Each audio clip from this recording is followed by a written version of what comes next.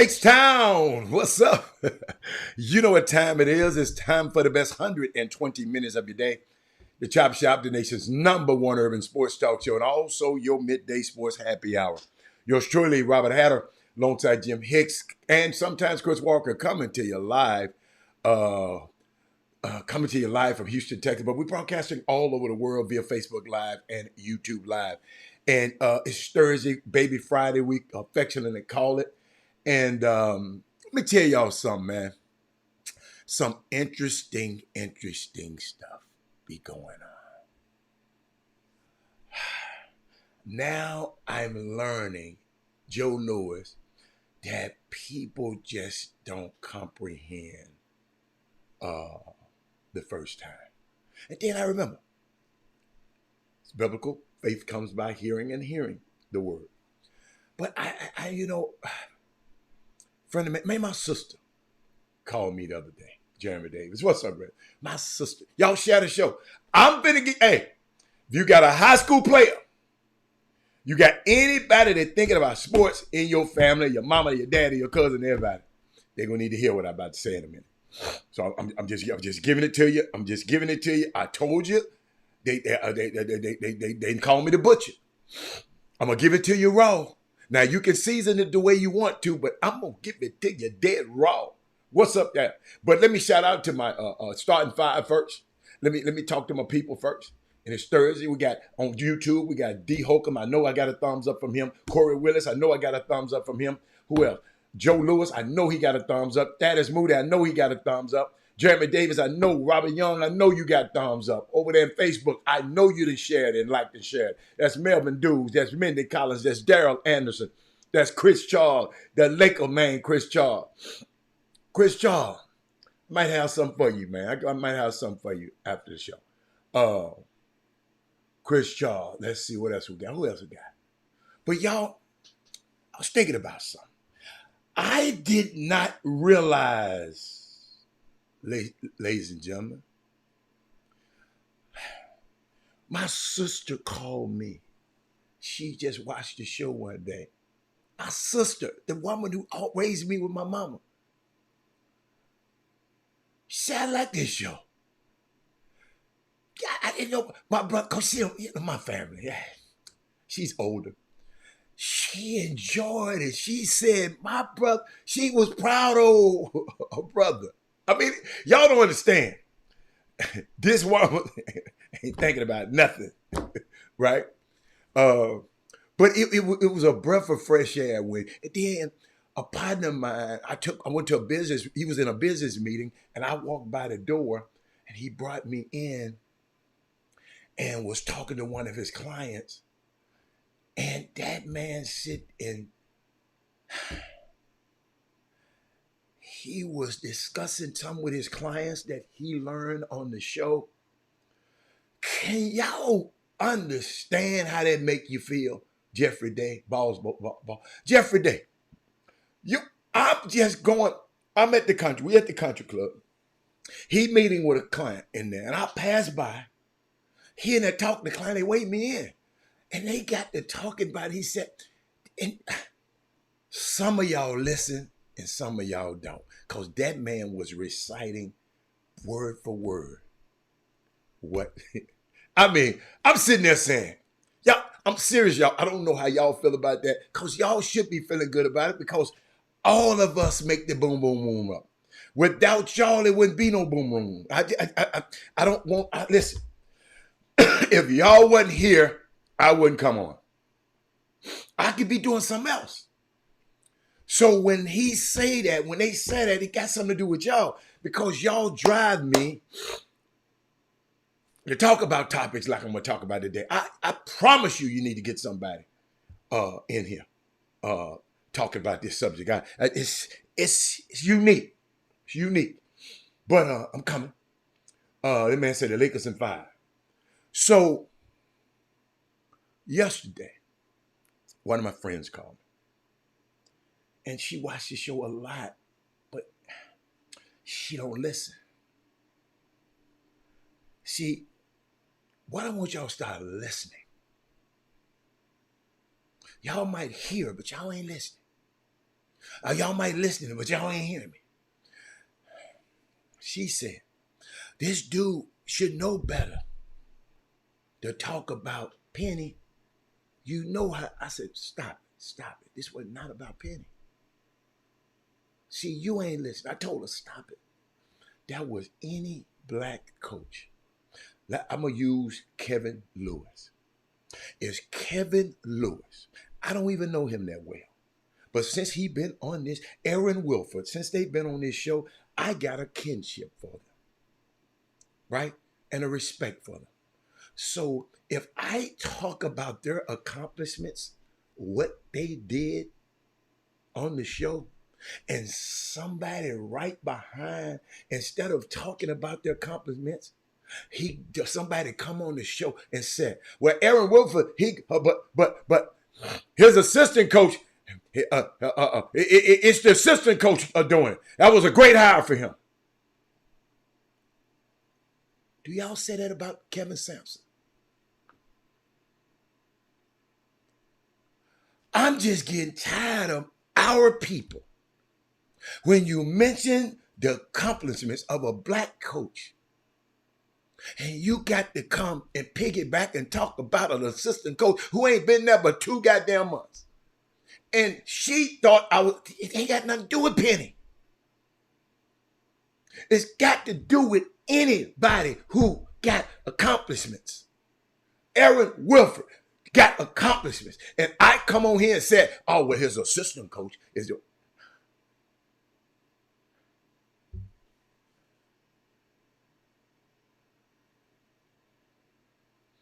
Y'all understand me? This is a friend of mine. She wasn't listening. She thinks in her mind, because all of them, they think you talk about, look here.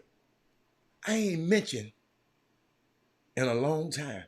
I let y'all even talk about James Harden. Son. But now ain't now one of y'all said nothing. The man don't won 8 games in a row, but you but guess what? I let y'all have it because but I want you to listen. I like James Harden. I know him. I got a personal relationship with him. Y'all don't. So of course, if somebody I got a relationship with and you out here putting out false information, I got to straighten you out. You can't do that. No, you can't say nothing about Brad Kimball. You can't say nothing about Gary Carter. That's like Gary Carter. Let me tell you something. Gary Carter, let me tell you something. Let me tell y'all something. Gary Carter. I understand the difference in you videographers right now. Jeffrey Day doing all of that great stuff over there. And you come on here and talk about some white dude that get Jeffrey Day done hired. Marcus Carroll, man, I can't believe that came out your mouth. That just show me your mindset. I ain't mad at you. See, I get passionate about this, man, because guess the Chop Shop is good, but it wasn't good till Calipari came on it. You're a damn lie. That's a lie from the pit of hell. A lie from the pit of hell. This young man, Anthony Hardaway, has came through it. I sit there and told you the story how a Memphis reporter said, don't you feel ashamed because your team is performing like this? And since that day, Penny been tearing their ass up. His assistant coach wasn't around then, Marcus Carroll. Assistant coach just got here. And you gonna talk about the success that he and his staff is having because this one coach? You don't understand. See, I told y'all the other day, it's people that watch basketball and it's people that knows basketball. It's two different things. It's two different things. I sit there and told y'all what they doing to him on the screen. And he, Marcus Carroll, decide. And then Herb Baker come on there and talk about, just say, well, Rick Stansbury this. And I ain't got nothing against Rick Stansbury. I wouldn't dare. He works with my best friend. No, but I don't like y'all. This subject wasn't about him. Can't we talk about a governance structure? Can't we talk? See, I told y'all it's two structures going on out here. Maybe I need to bring, it's the social structure. It's how they see us. That's the announcers was bragging about Tony Bennett and Tony Bennett getting his head tore off. Pinning him, driving him. And he talking about, well, Tony Bennett is the greatest coach. Dude, he getting his ass tore off the bone. And then the next day, two black men come up here talking about, and my partner texted me and said, man, people, we got an enslaved mind. We got to stop. Other day, Jimmy and his wife want to know where a basketball to go eat. And everybody got up here. Nobody mentioned a black restaurant. They just got up here talking about white restaurants. They did, when I say something, they ain't got me brainwashed. That's just what I like. That's brainwashed. But I got a unique, everybody in summer basketball, high school basketball, need to hear this about what I'm about to tell y'all. But I had to say that it wasn't about Penny. You could have said that about Gary Carter. You could have said, Jerry Carter, back to you again. And Jeffrey Day, listen to me, sir. I saw a videographer tape a game and show some highlights, and it was terrible. But maybe they ain't put the time in the craft. I respect what y'all are doing. Listen, I don't care what nobody say. I saw what y'all do, Jeffrey Day. I saw what you and Gary Carter do.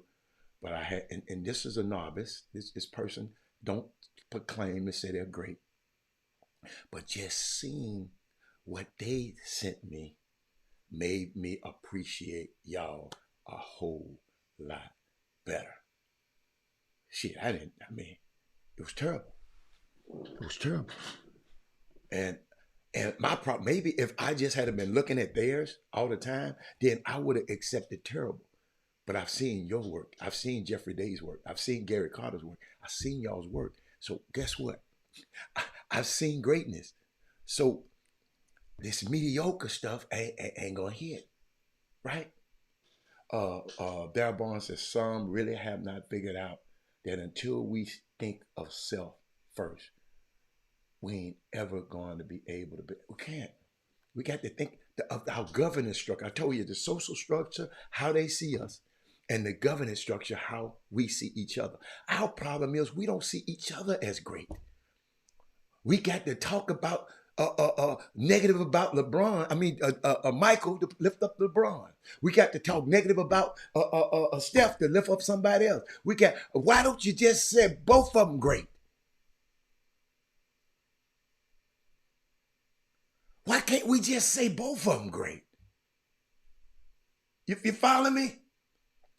But let me tell you something. And Gary said, thanks for the kind words. No, dude. Y'all doing the work, man. Y'all done made a guy like me say, man, I can't. Y'all raised my game. Because I know what non-excellence look like. Because I know what excellence is. And that's a tribute to y'all. Y'all, people just think y'all be up under that basket doing that. Homeboy, after me seeing this mess I seen, I'm gonna send it to y'all so y'all can know. I'm gonna give you an example so y'all can use this stuff. But but it's unique. So I'm going so back like currently at the G League showcase, and then I'm gonna get to what I gotta tell you. At the G League showcase, guess what? I just need to talk to you mamas. I just share to show everybody. I need these kids to understand. The G League got their showcase right now, all in Vegas, all the G League teams playing. You got former 5-star projects in the G League. McDonald All-Americans in the G League. #1 overall prospects in the G League. College basketball All-Americans in the G League. Lottery picks in the G League. Listen, this would be a great place, and I'm going to do it here, to bring every celebrated high school prospect who thinks the NBA is a foregone conclusion. Like a little young girl asked me the other day. I'm sitting in the stands watching this player play. And she said, is he going to the NBA? I said, let's get him out the 11th grade first. Let's get him to college first. You follow me? But people don't know how hard this NBA is. It means no boys allowed. Take that to the nail shop. Take that to the barber shop. Listen to me.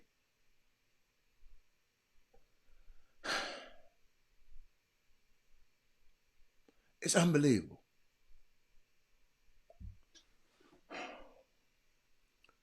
And then I found out something interesting.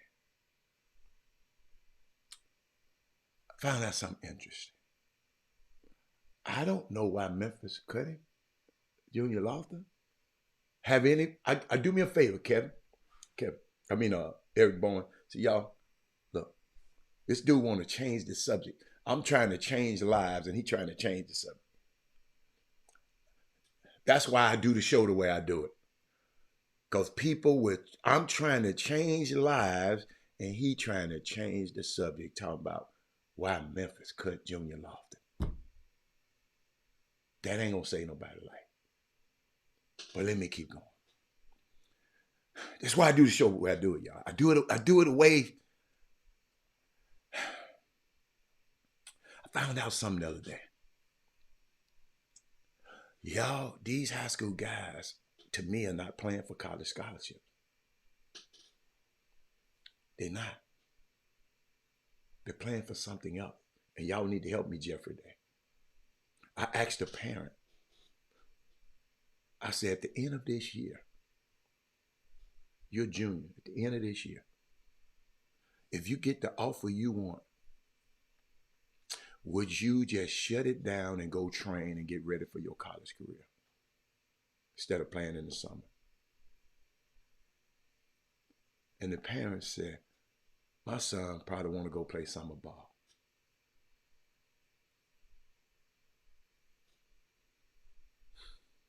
Y'all got to help me. You do. The reason you go to play summer ball is to get a scholarship. You already got that. Somebody help me, because it might be a reason. I don't know.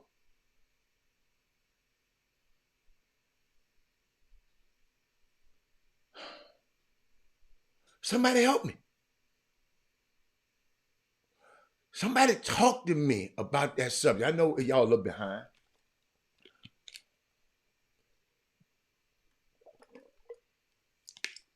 Well, let me make it specific. Jeffrey Day, your son, playing basketball. Gary Carter, your son, playing basketball. In his 11th grade year, shit, he done balled out so hard. They give him a college scholarship to the college he want to go to. Tell me the reason which you would want to go play summer basketball. Y'all help. Hey, listen, it ain't no wrong answers. I just want to know. Somebody talk to me. If I knew, y'all know I'd be talking. I'm trying to, that's why I be trying to get y'all.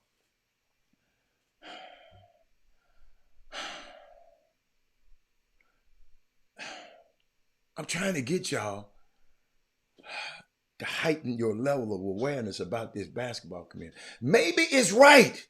Maybe the parent and the kid is right. I don't know. You're playing for a scholarship. If you get one, take it. You don't need to play. That's what I thought. Gary said, Gary like me, he said, I can't give you one. On the girls' side, they don't play. So the girls smarter than the boys. See, I'm setting up this conversation that I'm about to have with y'all now. Y'all should know I'm setting this up. Setting up this conversation.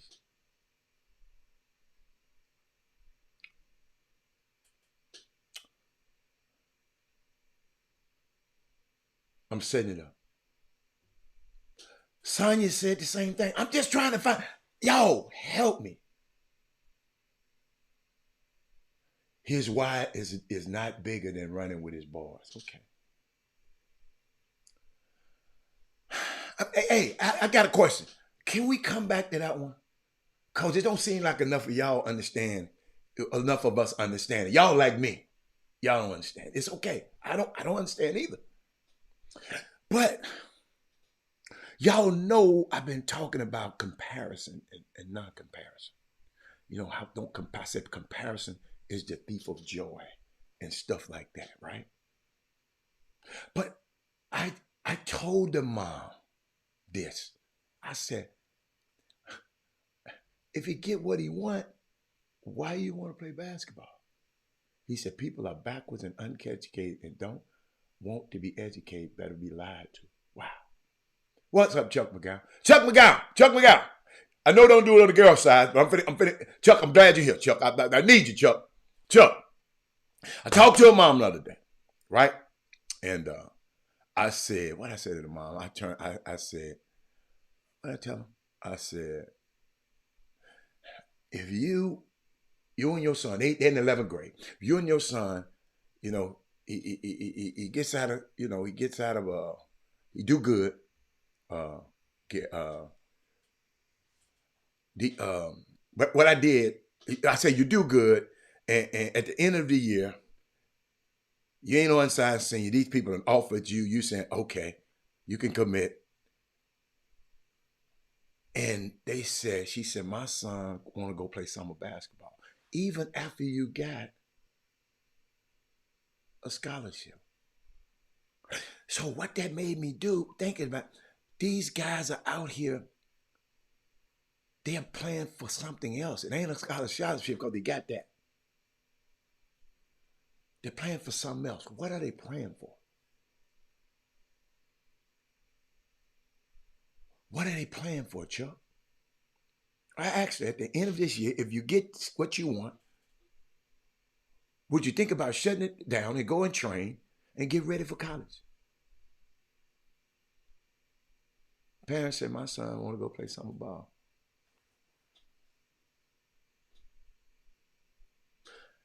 Can't nobody help me. Let me move on. I saw this TED Talk one day, and the speaker asked, Uh, how how many of y'all are in a romantic relationship? And then he said he's always talking to uh, a room full of high performers, top college players, call them high performers. And the hand shot up, and he called on one of the guys in the room. High performers in the room. High performers in the room. He asked, Jazz Moody, I'm going to go back and get that one because I don't understand what you're talking about. I don't understand what you're talking about. But he asked the guy, how long have you been in this romantic relationship? He said, we've been dating for about a year and a half. He said, let me ask you this. Let's say if you and your girl, y'all were on the way to class and you were about to separate for the day. She go to her class, she go the way. And you turn to her and said, I hope, wait a minute, and said, I hope you have a good day today. But not just as good as mine. But not as good as mine. You done told your girl that. How would that go over with her? He started smiling and he said, I know I wouldn't be getting no good night kiss if I said some stuff like that. So you probably would never say that, right? If you were in a good relationship, you probably wouldn't say that. Can we agree to that? You know, because some of you people like to just disagree. But can we agree to that? Okay. Now, here's the interesting part. Here's the interesting part. He's a great athlete, good athlete. He said I want you to think, I mean, the speaker told him, now I want you to think about your team. That's your relationship with the girl. Now I want you to think about your team. High school basketball, college basketball players, all of y'all. High school coaches, everybody, mamas and daddies, y'all need to hear this. Because y'all giving your kids some badass dope. So he said, this is what he said, I want you to think about your teammates that play your position. Tell me if you have ever had this thought. I want you to have a really good day. I really do. To your teammate. Just not quite as good as me. Because I kind of want the playing time.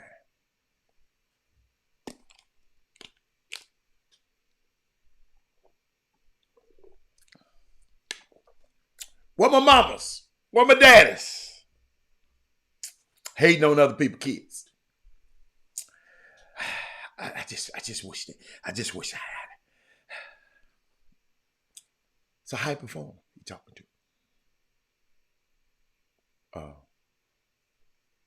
That's the same thing like telling your girlfriend, I want you to have a good day, but not as good as mine. Same thing. When you have these thoughts, young people, it's difficult to have a good relationship. It's difficult for a good relationship to exist when you have these thoughts. Can y'all agree with that? That's something that I struggle with. The writer said, that is something that I struggle with. Hold up. What's the fine line about it, Johnny? Johnny, would you tell your significant other, I want you to have a good day, but not as good as mine? You tell them that. you wouldn't have a good relationship there. And then maybe you like that. You'll tell somebody. I don't know. I don't know yet. From Adam's house cat.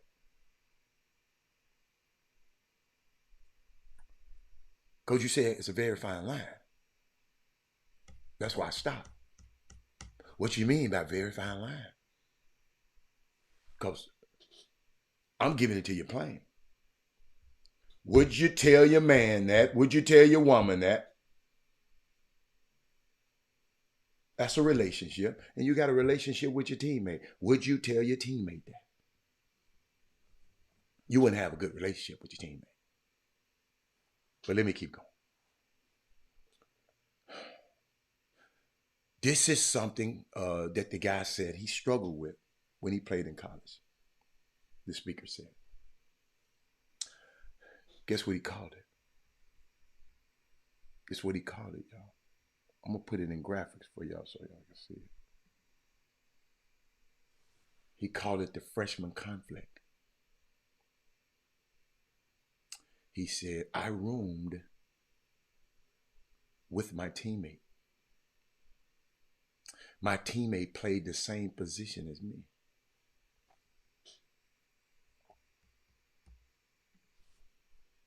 And every day in practice, our coach would put us against each other. Hey, if you don't play better than Chuck, he gonna take your spot. You got me? He gonna take your spot. I was the coach time. So the way the young man looked at it is the only way, watch this, y'all. I'm gonna put it up there.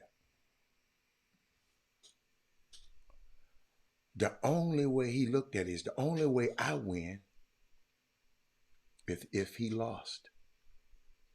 And the only way he wins is if I lost. It's the freshman conflict.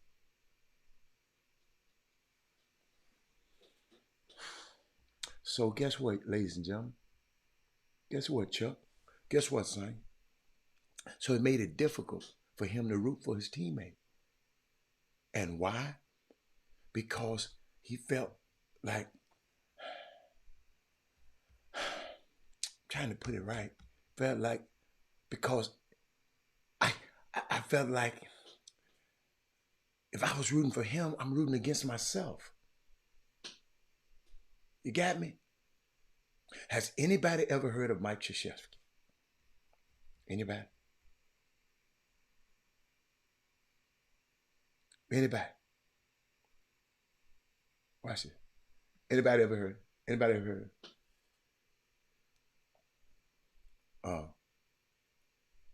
Yeah, no way he coached. He used to coach at Duke University, right? They had a pretty good program. Okay? Had a pretty good program. And you probably can agree with that. Good program. So a lot of players, mamas and daddies, young people, so a lot of players that go there are the best from all over the country where they come from. Okay? All the players. So no one really goes to Duke thinking that what I'm going to be there, I'm going to sit on the bench, and I'm going to wait my turn. Nobody go to Duke and Kentucky. Because all of y'all done told the kid he going to be a pro. Lionel Rogers. They done told him it's a pro. Johnny, find it. Johnny, give me the fine line, Johnny. I need it.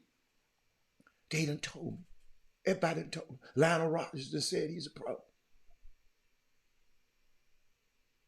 He said, I heard of it. I know Doug had. But Jeff, you probably gonna use this information one day. Watch it. So no one really goes to Duke thinking y'all ain't gonna win the time, right? And and if you're going to be a really good teammate, what do you think? I'm going to go there. If you think about it, if you go there, when you go to Duke, you saying, I'm going to go there, I'm going to kill, I'm going to figure out, and I'm going to get on the floor immediately, right? When you go to Duke, you go to U of H, you think you finna go. When you go to Memphis, you think you're a freshman and you finna go. Don't you? Boy, I wish I had somebody to talk to me, Ken Dean. I ain't got nobody. I know y'all listening and y'all saying, where is he going? I got something for you. But I want you to talk back to me. I'm like the pastor.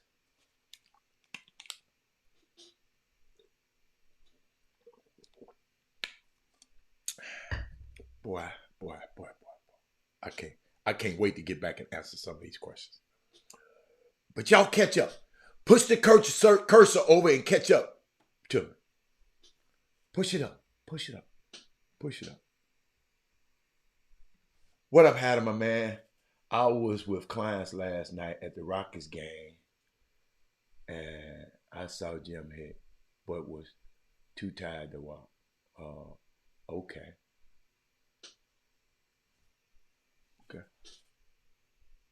All right. Okay. You saw Jim. Okay. That one was weird. That was a weird one. Jameson Mark. Jameson went to the game last night, y'all. I guess he wanted us to know he went to the game. But let me get back to this. Help me, Jesus. Help me. Nobody really goes together. So when you go to Duke, you think you're going to kill, right? You're going to get on the floor immediately. There is something that Coach K, tells his freshmen when they come to Duke. I would have benefited greatly if I would have heard this advice in my life. I would have. And I'm going to give it to you. I'm going back to y'all. I'm going back. Let me see. What my Coach K? Y'all check this out. That comes into our program, each of you run your own individual race. And then collectively, we're running a team race. That comes into our program, each of you run your own individual race. And then collectively, we're running a team race. I'll give you an example. Elton Brand and Shane Battier came in the same year. Shane Battier was the National High School Player of the Year. Elton Brand was ranked, he was a McDonald's All-American, was ranked about 18th to 20th. Elton Brand was more ready to play, though, than Shane, as far as his future. And so Elton Brand, by the end of his sophomore year, was the National Player of the Year and the #1 draft pick in the NBA. If Shane Battier was running Elton Brand's race, he'd be disappointed. What's happening to me? Shane had a different race to run. 2 years later, he was the National Player of the Year. He was the 6th pick in the NBA draft. I'm not saying everybody will be National Player of the Year or be in the NBA draft. I'm just saying that kids mature and come along, some faster and then stop, some slower and then faster, and some who never stop. Don't gauge yourself with what another kid is doing. Gauge yourself on how you are doing. The word compete, here's where it comes. That comes into our program. Let me tell y'all something.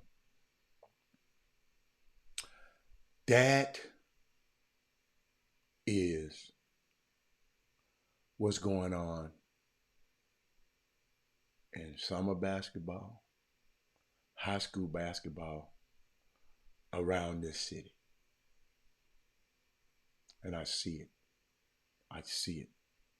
And I talk to people in different private schools. It's happening in private schools. It's happening in all schools. But Coach K, The word compete. Okay, I put it up there. The word compete. Where it come from? The word competere. It means to strive together, to look at competition as a partnership. That's what compete means. That's what compete means. So I'm going to ask y'all a question. When you run,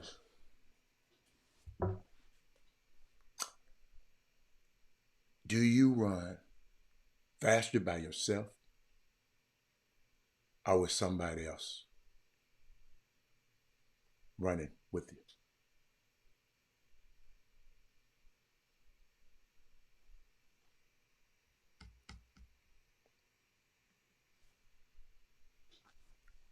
When you run faster, who would you do it? By yourself or with somebody with you?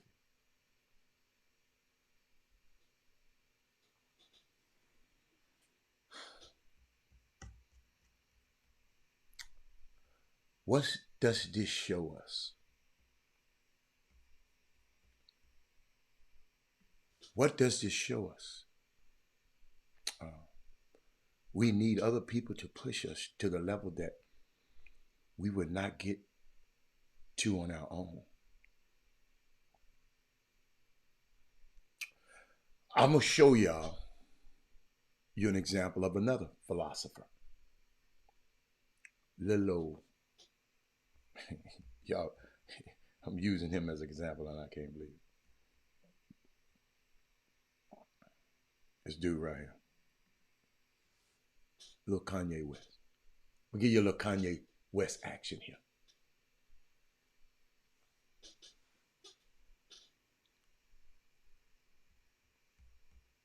Now, what's interesting is that Kanye West is oftentimes compared to this guy right here, Drake. And he talks about how he views Drake, but also how he views competition. This is something that I need our young people to understand. Hold on.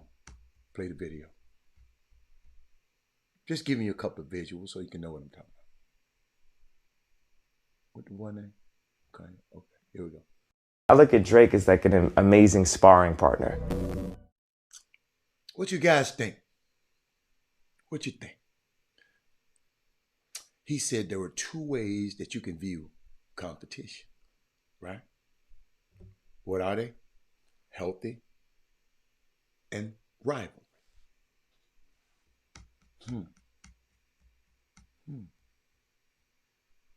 If you view it as a rivalry, what did he say? It becomes a cancer and it grows inside of you and it's negative. We've all experienced that. Can we agree? We've all experienced it. Watch this. How can we view it as healthy competition, though?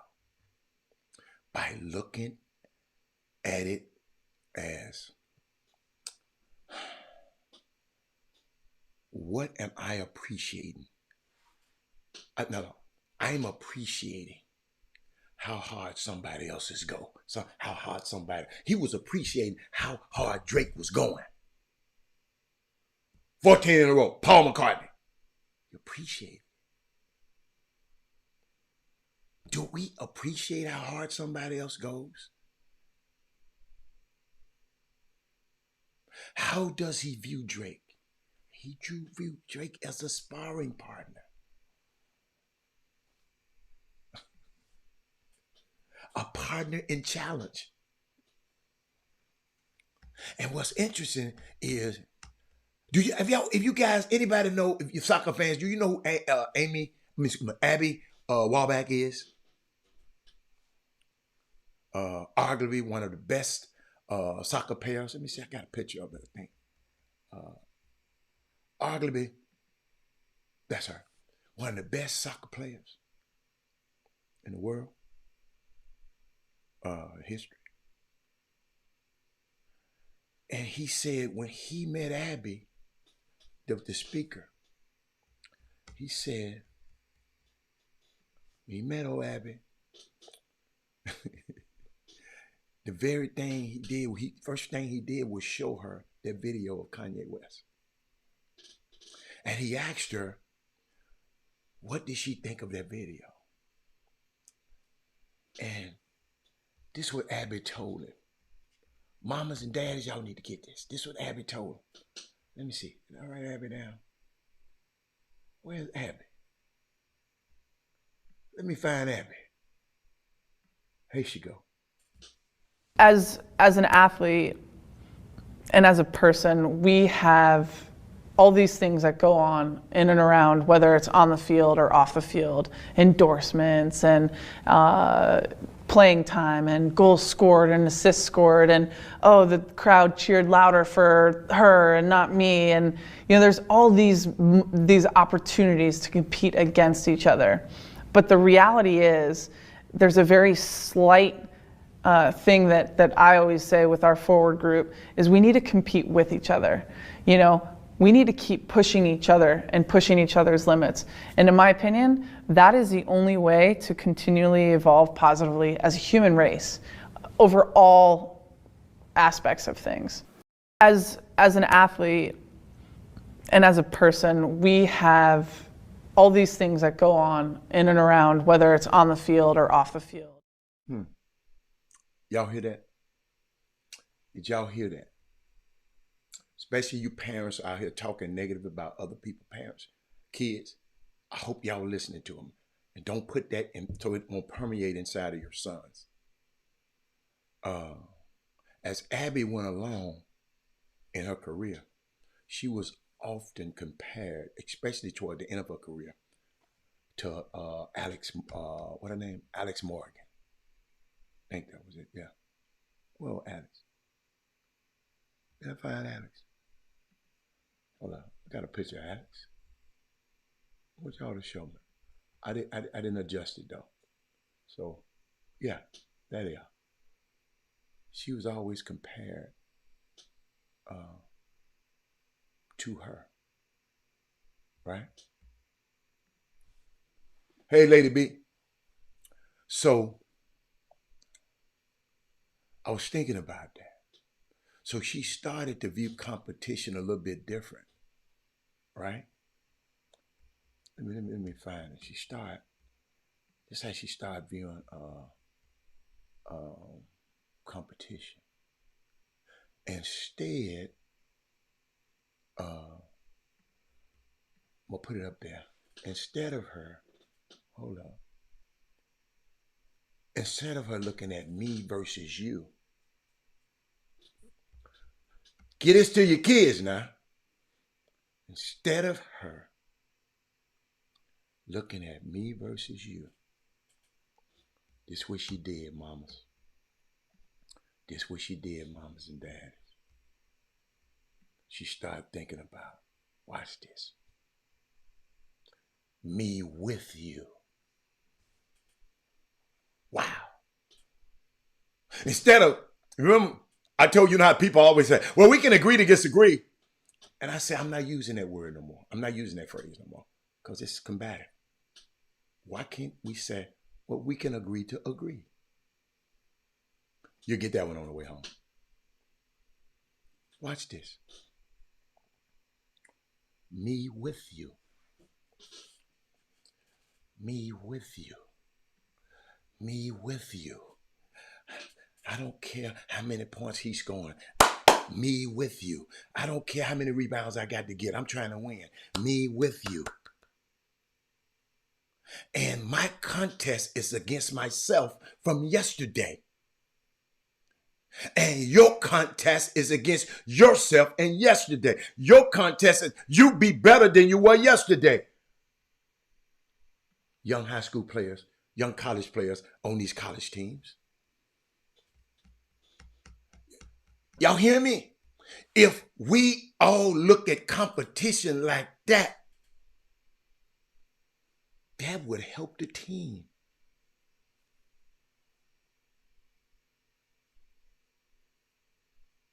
Sending all these emails to the coaches because your son ain't playing, that ain't helping the team. Sending emails to get coaches fired, that ain't helping the team. Now, if you're doing something crazy, okay. See,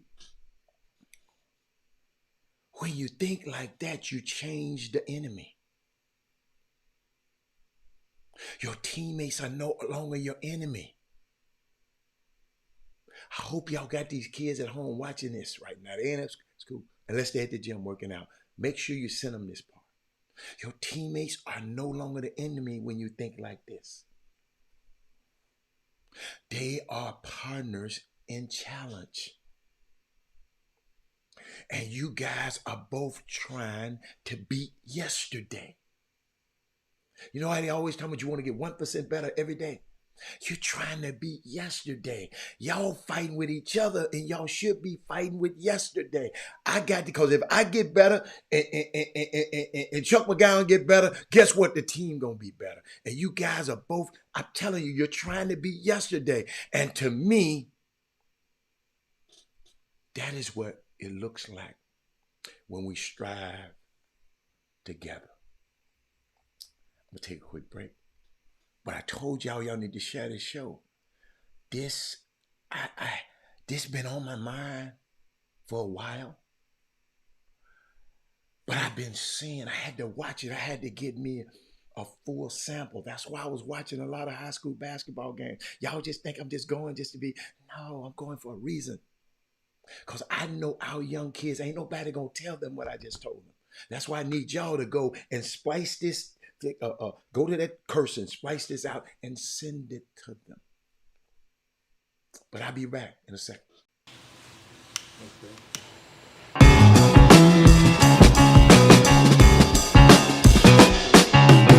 Someone had a birthday party at our restaurant next door, Mimi's New Orleans Cafe. They asked if they could smoke cigars on the patio. Told them yes, and they stayed a little late, and they said, we don't have anything like this in this area. So we decided to pray on it, and collectively we decided to move forward. You know, there's a need for it. This is this old part of Richmond. It's growing. The new courthouse is right there. The sheriffs come here. We get their full support. They just had a function here a couple weeks ago, and we get everybody's support, and we're just going to continue to grow with the community. We have, ladies and gentlemen, that's my favorite restaurant and favorite cigar bar on the planet, Cleopatra's and Mimi's New Orleans Cafe and Oyster Bar. If you've been there, you know what I'm talking about. If you haven't, you better get over there. And I tell y'all, if y'all go to a concert, let me give y'all go to a concert at the Natural Center, do me a favor. Go a little bit early before you go to concert. Go over to me, because it's about an exit or two down. Go over to Mimi's. Go to Mimi's. Don't go that night because you don't want to be smelling like cigars when you go into the restaurant. I'll go into the concert. So go into Mimi's, have dinner, and then go to the concert. Then you ain't got to worry about eating afterwards because you don't want to eat that late no way. So I'm just giving you some. Look it up. If you don't have it, but I'll give you the information later. But I'm not done. Who's that rapper talking? I'm not done. Share the show, everybody. Share the show, because I got something else. And I know, let me tell you something. I know those are some hard lessons. And I know a lot of parents are out here doing these type of things. I'm not really trying to shame you, but I am trying to shame you.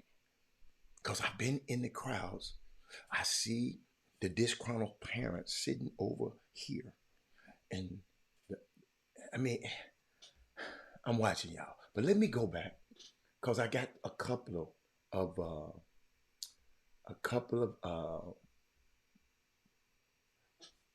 people were commenting while I was talking. I'm gonna go back and cover them, then I'm gonna cover something else. That is Moody. You said a possibility of playing professionally. I don't know what you mean. That's why you go to the EYBL for the possibility to play professional. I don't understand that one. I ain't never seen nobody go from the EYBL to the league. Help me out. Help me out. Lionel Rogers said because the guys think they will up their profile, up the speed, their route to the league. The girls don't have a big payoff coming in time. So there's no. I don't understand what you're talking about. What context, Lionel? I'm sorry. I don't understand because I didn't say nothing about this. And then James tomorrow, he talking about. I don't want to talk about it. Then Johnny said, "How do you said it best? Because if I rooted for my roommate, then I'm not giving myself the worth I deserve. That's self-inflicted wound. No, on the inside, you don't have to say it on the outside. Hell no. But see, me, I didn't have to root for him. Because I'm finna tear his head off anyway when we over here. See, I can root for him, but I'm gonna tear his head off. Y'all. Hey, good. I promise you, if I like you, if I played against you, if I like you, you know what I tell you? Hey man, you better go get on somebody else today. Cause I'm destroying anybody that's getting on me today. That's my attitude. And I know there's a new wave and these kids don't think like that, but maybe they should. So I don't mind giving me personally. Man, I want him to do good. You know why? Because I'm going to bust his ass. So if he's doing good, that means I'm doing great. So I can say, Kevin Lewis, hey man, let's get it. Because I'm going to be better than I was yesterday, Kevin Lewis. If you ain't better than you finna get your head toe clean off the bone. That's what our young people need in competition. Now, if you want to go and go to the recital and play the piano and play the cello and play the violin and the flute, then go on over there and play the violin and the flute. But this is comeback. Portal comeback. Hold up. He said, it's almost impossible to play at a freshman. You just got to be bad. Damon Stoudemire, they coming on tonight. They playing in the Diamond Head Classic. Oh, they're going to be on, I forgot what they're going to be on tonight. He playing 2 freshmen. But he had the upperclassmen playing first. And they wasn't getting it done. And he sit their old ass down on the bench. So all you people tell me, well, my baby can't get no playing time because of these transfers. Them 2 freshmen went in there and said, look, I'm about to tell you, one of them had 19 rebounds, a freshman in a college basketball game. I don't think y'all hear me. But let me keep going back. I'm trying to see. Ken Dean said most have that mentality. You should be going with that mindset. Okay. Hold on. Let me get back to Karen. Let me see if y'all talking about something. Has anybody said something? Also, we take so much verbiage and derive it from its original meaning and make it negative and make ourselves feel better than others. If I can put you down, I feel bad. Y'all remember I said, oh, wow, you remember I said that the other day? I told y'all, where my girl at who said, Robert, where you get that information from? Hey, Erica. Reverend Anthony Edwards was the number 1 player in the country. And he was just because you play. No, forget the EYBL. No. Don't say that. Don't say it. I said I might use the EYBL because I'm partial to them. any shoe circuit. When I said EYBL, and maybe because see some people like Big Coach, any major shoe circuit I'm talking about. Okay? Any major shoe circuit. We've got to get back to competing. The players who attend to see, the players who sit, listen, pro scouts visit all. Well, see, this is what y'all understand. Can I help y'all? Pro scouts is where the players at. I'm gonna repeat that.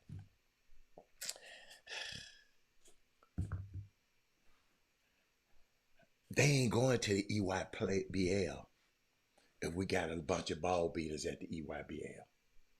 They gonna go somewhere else. Let me get this, because people don't understand this. Let me keep repeating this. The only reason they go to the EYBL is because Nike has a mandate that y'all go find the best players in the country. But if Nike don't have the best players in the country playing on the EYBL, them scouts, ladies and gentlemen, are going to somewhere else. They ain't following the EYBL. They following your son because he's a badass dude, because he don't give up and he don't whine and say, mama, email the principal because I ain't playing. Mama, email the coach, I ain't playing. Mama. No. You got to be a dude. You got to be dude to be. For them guys to come watch. They ain't finna come watch if you regular. Y'all, I told y'all, hey, see, sometimes I have to give y'all a story. My son played on EYBL, Houston Hoops team, right? I didn't want my son to play for them. I was sponsoring a whole nother team, Gerald Barron. Lady Barron. I was spending my money for a whole nother team that I put together for him. But in his last year, he said, Dad, I want to go play on EYBL. I said, why? He's a baby. He's innocent. He said, I like them sneakers they got. And you can't buy them. You got to be on a team and go earn them. Little 16-year-old boy telling Daddy. I said, okay. We asked one team. I had somebody ask this one team. Y'all knows I'll never call nobody's name. We asked this one team. I didn't ask. Somebody else asked. They say, hey, nah, we got our team. Ain't good enough there on our team. Ain't get mad. So my son took it on himself to call one of the players on the Houston Hoops team, the best player on the Houston Hoops team who we had a relationship. I said, hey man, I'll come over there and help you, dude. So you won't have to have that burden by yourself. I don't know what they said, but I just know how he thinks. The Houston Hoops had one practice that year.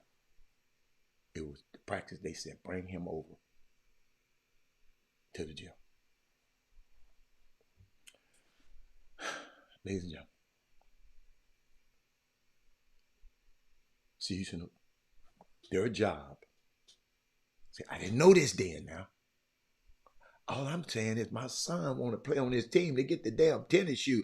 I'm not thinking they supposed to be getting the best players in the country to play on their team. I didn't know the purpose of it. Because if you don't know the purpose of something, you'll be prone to abuse it. I didn't know. I was going, y'all got to understand the EYBL and all that stuff was kind of fresh.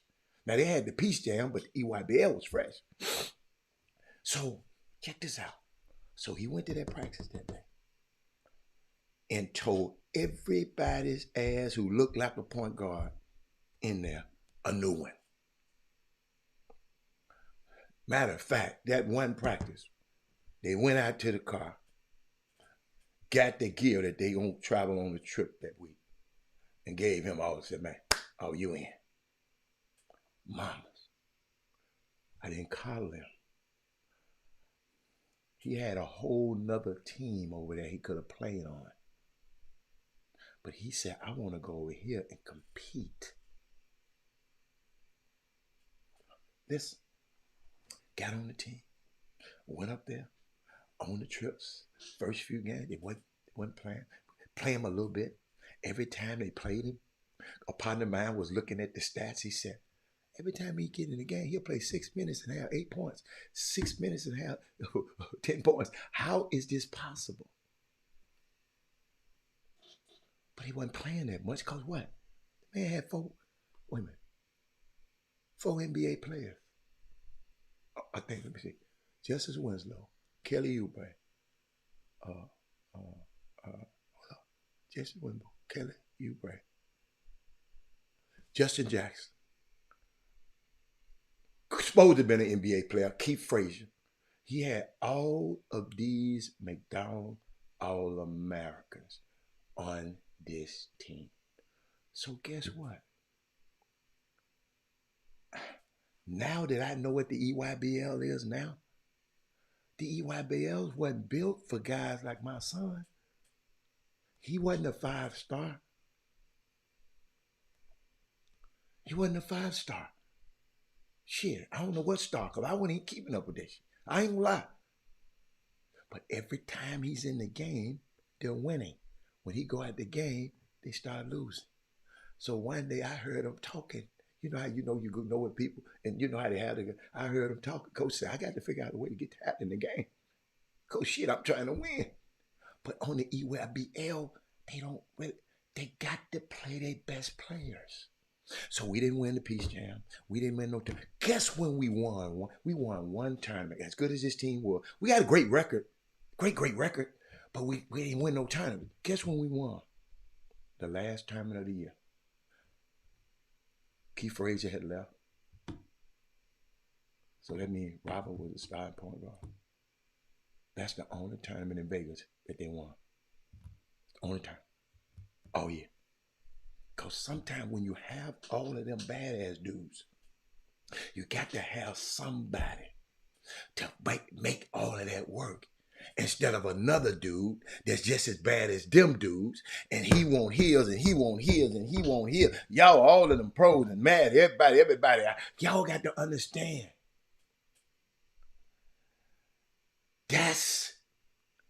I've been through this stuff y'all trying to go through. Unlike these other guys, a lot of these guys ain't got no kids that done went through this thing. Went from being not ranked to the top 10 rank in the city as a little bitty skinny ass point guard weighing 165 pounds. But what he did, ladies and gentlemen, he just affected winning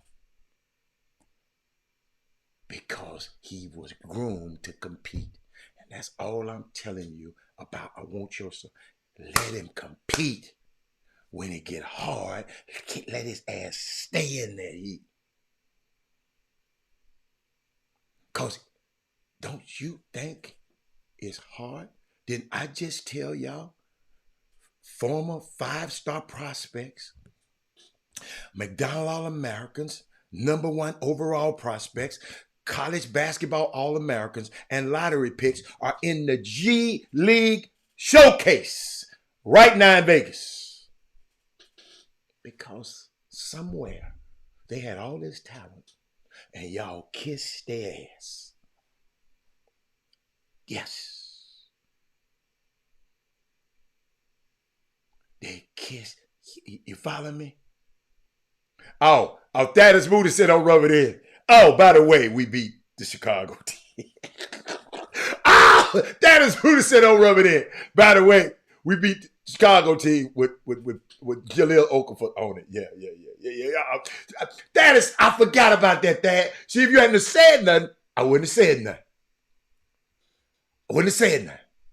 But yo, we got to compete. I'm just giving you a story. It ain't about my son. If you mention my son, you're a damn fool. Because it ain't about him. It's about somebody got a son out here that's not competing.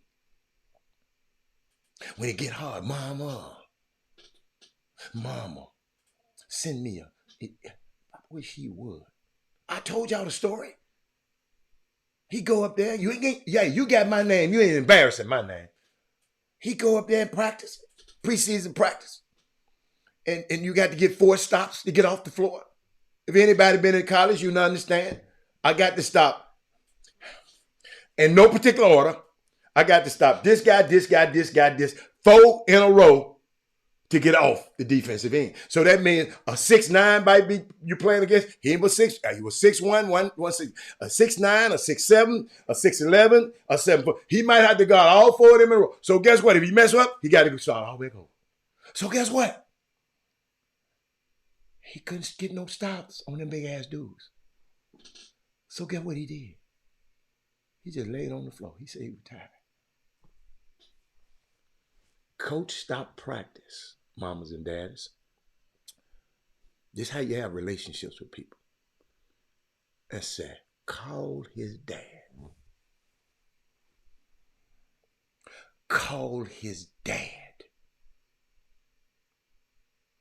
Y'all hear me? In practice.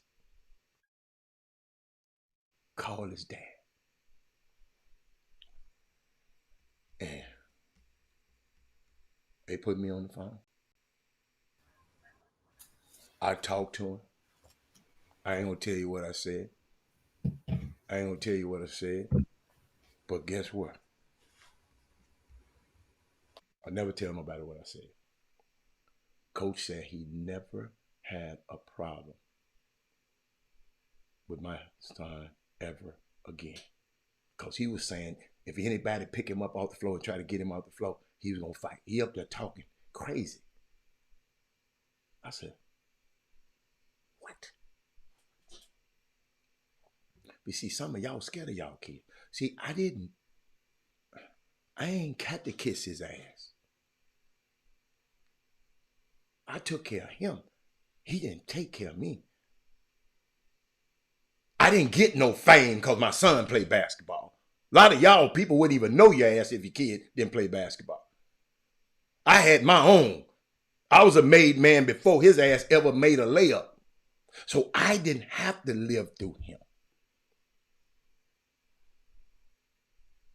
What I'm seeing, a lot of people out here and what they're doing. So you wind up running a team, a freshman, starting first year. First game ever was in the Carrier Dome. 30-something thousand people in that mall. Mid-major college called Cornell University. Up and was leading Syracuse until Jim Boeheim got on them referees and it was over. But parents, I told him how to compete. I told y'all when he left, my talk for him when I dropped him off at school. Look, whoever playing point guard, the first night you get off the campus and y'all playing open gym, you tear whoever playing point guard a new asshole. I don't want you to just stick the knife in it. I want you to twist it. That's what I told him. The first that night, he called me back late at night saying it's a new sheriff in town. Because he competed. And that's what I'm saying. Y'all, I'm watching Jimmy. I'm going to bring you in. But Jimmy, I'm watching these parents. Watching these other players. Jimmy, Jimmy was right. I know Jimmy. We ain't never talked about this. This is the first time. We ain't never talked about this. But I know you said, how in the hell this man get on? His dad over here sponsoring this team. How in the hell did he get over this damn Houston Hoops team? What the hell is going on? What was in your mind? Because I didn't talk to you about it. Jimmy, I got you. Okay, I got you on mute. My bad. I didn't talk to you about it. I know you saying, whoa, how is this happening? But ladies and gentlemen, I'm watching all this jealousy on the sideline. Y'all, the biggest mistake y'all let me do was go to all these basketball games, and I'm watching this This envy. I'm watching you parents talk negative about other people's kids. And I'm sitting there saying, what? I ain't never get it. My son was on the bench for the Houston Hoop. Guess what I told him?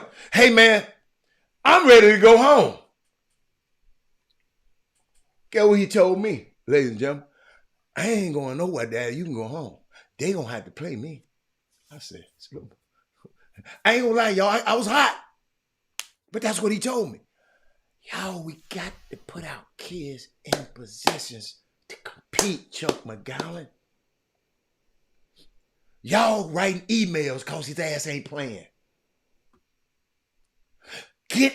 Quit writing emails and get his little ass in the gym. I wonder how many. I know who working out right now on the Jimmy. Just the Christmas break. I know some guys in the gym right now, even if it's outside. But then you wonder why he getting this and why he getting. Better cut that out. But what's up, Jimmy? What you got? Yeah. Either y'all gonna the info is right there in front of you guys. Either you're gonna learn the easy way or you're gonna learn the hard way about this stuff. And like I say, I get it and I break it down and I be on people's necks and then y'all go to texting them and y'all make it think like, oh man, he talking about you.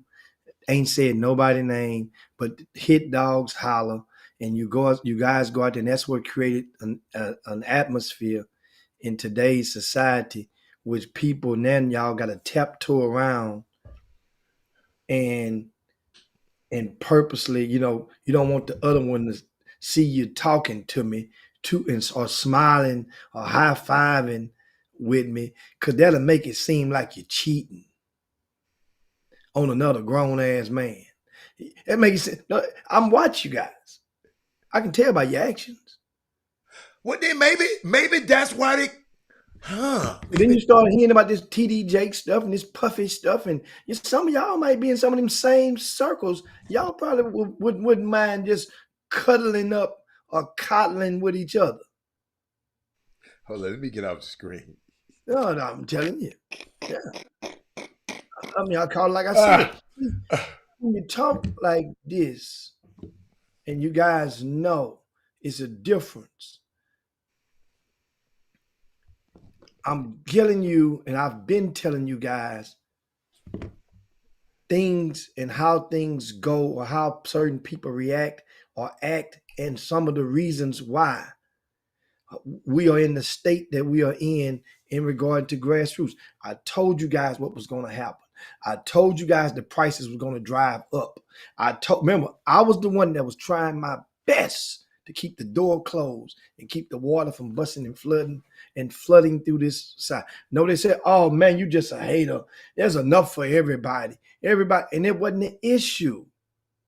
The issue was that if you're going to come in, play by the rules, and let's keep it affordable, because the cost of living in Houston is affordable. And it can be manageable. But then everybody, man, he getting old. He just tripping. Yeah, I'm getting old. But at the same time, getting better. That's what you call fine wine.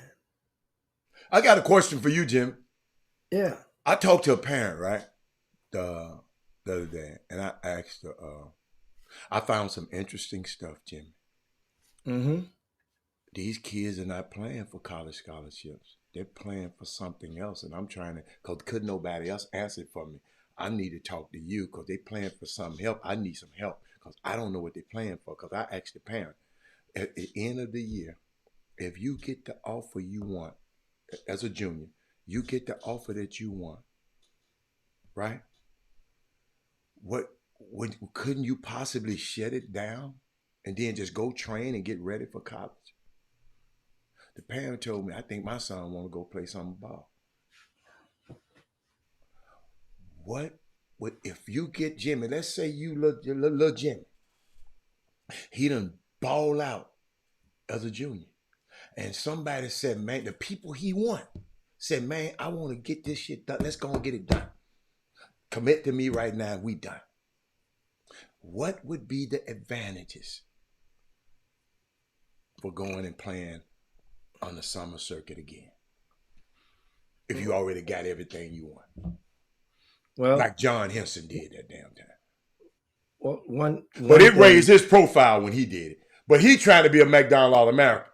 These people ain't trying to be no McDonald All-American. Well, they're playing for one of the things that they're playing for is likes and clicks, and so Okay. and as you do better and self satisfaction for self-esteem purposes, that means there's somebody that's going to stroke your ego and make you think, okay, well, let's keep going. You're the best. Let's go and do this. And now we can go and we can attain this certain goal. And then you have to realize how many people that's misled. And that's part of the misinformation in this basketball, is that everybody thinks they have a realistic chance at something that they don't have no chance at attaining right now. So just because you and I know, just like I got a message from somebody yesterday, and I think I can read this message verbatim. I think I can. And I'm looking for it. And when I read this message to you, I'm trying to see. There it comes, right there. So when you become a Mickey D's nominee, does that mean you make the team? I get all type of questions. Yeah, this question might seem dumb as a box of rocks to you guys, but I appreciate and I answer every question that come to me because I know that a lot of people really don't understand. And then what happens is there are other people out there will make them believe that they're one step closer to making it. And I answer this question as I address and incorporate this into the conversation. No, guys, when you get nominated as a McDonald's All-American Game nominee, what that means is that somebody has nominated you, right? Your coach has co-signed on it. And in your area, you're one of the many nominees. It enables you, they're going to send you a letter or an email, so to speak, and it will instruct you to go to your nearest, you're going to respond with whatever your nearest McDonald's in your community is. And once you respond, because they already got your address and stuff, and they'll say, okay, go to this McDonald's. There will be a certificate waiting on you with the McDonald's logo on it, and the McDonald's game, showing that you are a McDonald's All-American nominee. That's all that means. And it's great because you're one of the very few in your community that just might have been nominated. That doesn't mean you're the best person in your community. Somebody else, another coach might have nominated them. So what happens is you go to that thing and you take your picture. It's going to be on Howdy. You're about to see a whole bunch of them on social media in the next couple of weeks. And they're going to be pictures at McDonald's from different kids. And what that does is that serves as concentration throughout the World Wide Web, the internet. That's free advertising. Those are free infomercials for McDonald's, the corporation, by way of all these different kids, which is one day that's going to change unless they scrap name, image, likeness. But this is one of the reasons why they're fighting so hard to try to contain it and limit it, because everything these kids will do, something like this, McDonald's will have to get them at least three, four cheeseburgers, feed the mama, feed the daddy, give me an ice cream cone too, hell. But back to this thing. This is one of the things. So that means people now think that they have a chance to make the McDonald's game. And then now when they don't, the team is announced mid-January, guys. And normally, might be a week later, might be a week early, but the team is announced. They already have the team selected. Listen, guys, I'm on the Guy V. Lewis selection committee. They just released the top 50 last week. They already know the top 20. We already know the top 25. We already know the top 25. The top 50 just came out last week. If they released it, I had to go to the website. I'm trying to tell you, I've been on different committees. Spalding, our All-American committee. NBPA Top 100 camp. There's 100 kids virtually getting invited. Hell, we already know 60 of them when January comes. People, oh man, you got a chance to make it. I don't know. Maybe you got to play. Then you got to pick where you're going to play.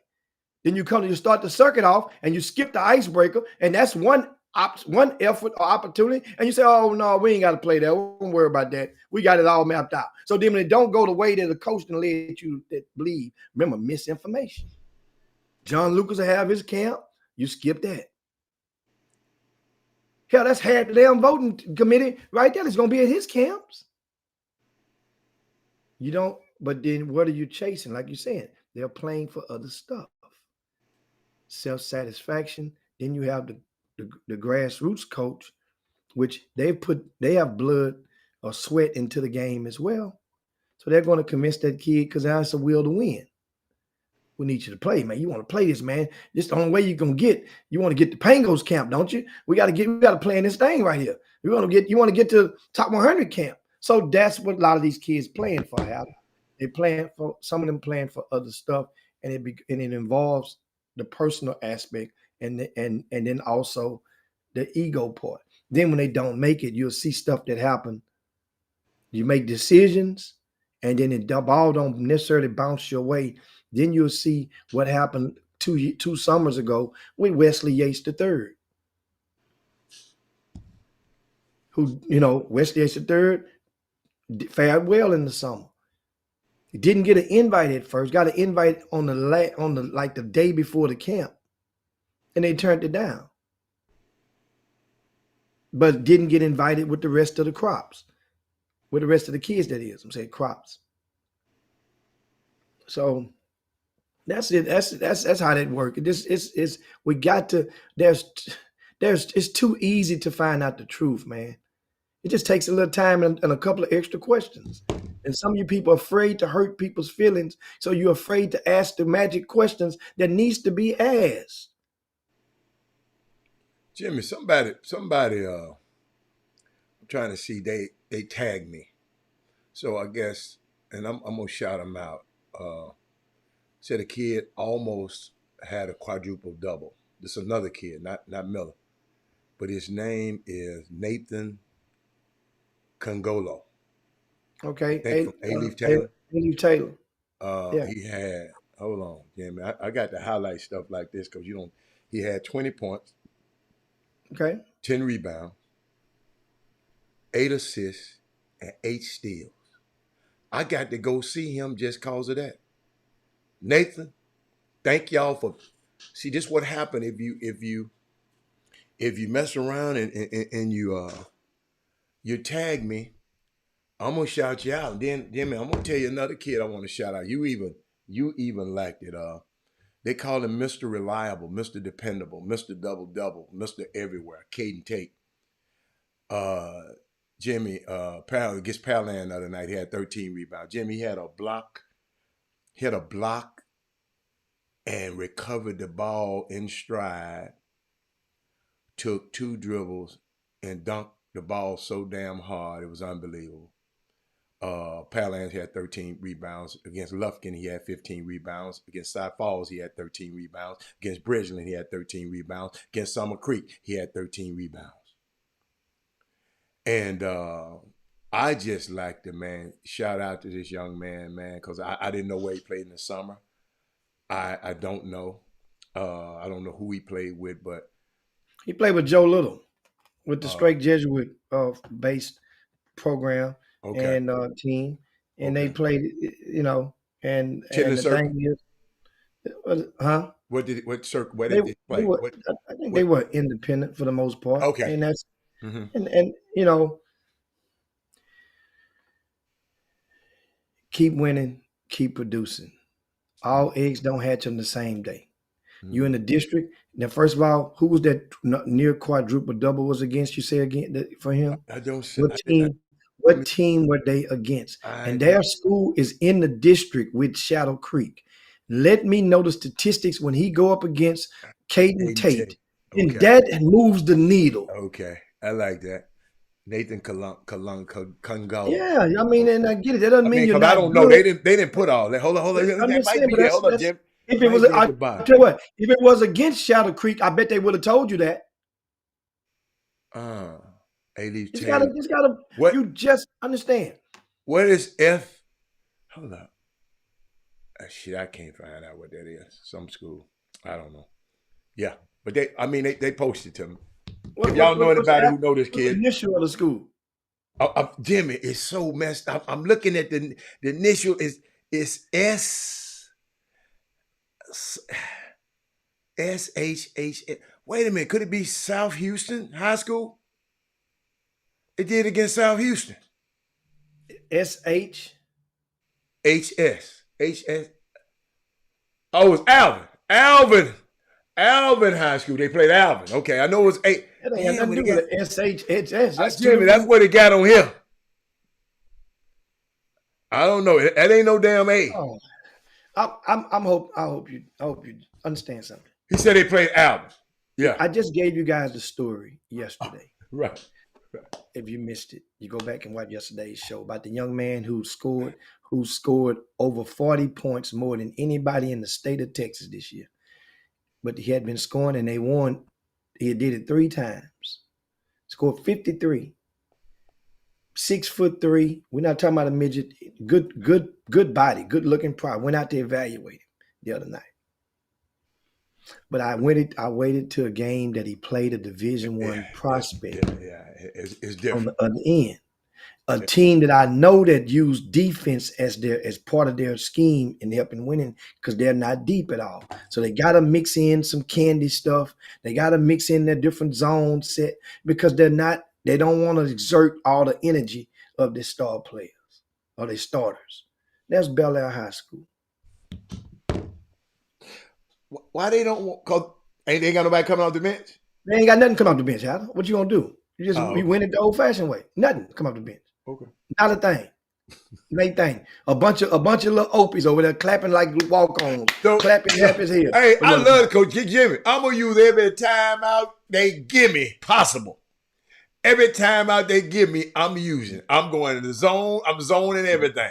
Well, I'm just saying that's what Glover does. And he's gonna mix some stuff in every now and then. Uh-huh. But he doesn't. But and just try to help guys maximize themselves. But then But so anyway, this young man, he has 4 points in the first quarter, 11 points at halftime. He scores another bucket, a layup in the third quarter.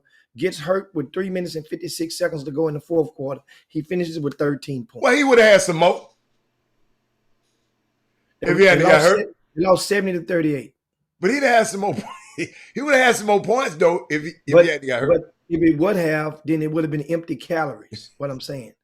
So that means in the fourth quarter, it'd have been empty calories, meaning that whatever you scored, your team is down by 30.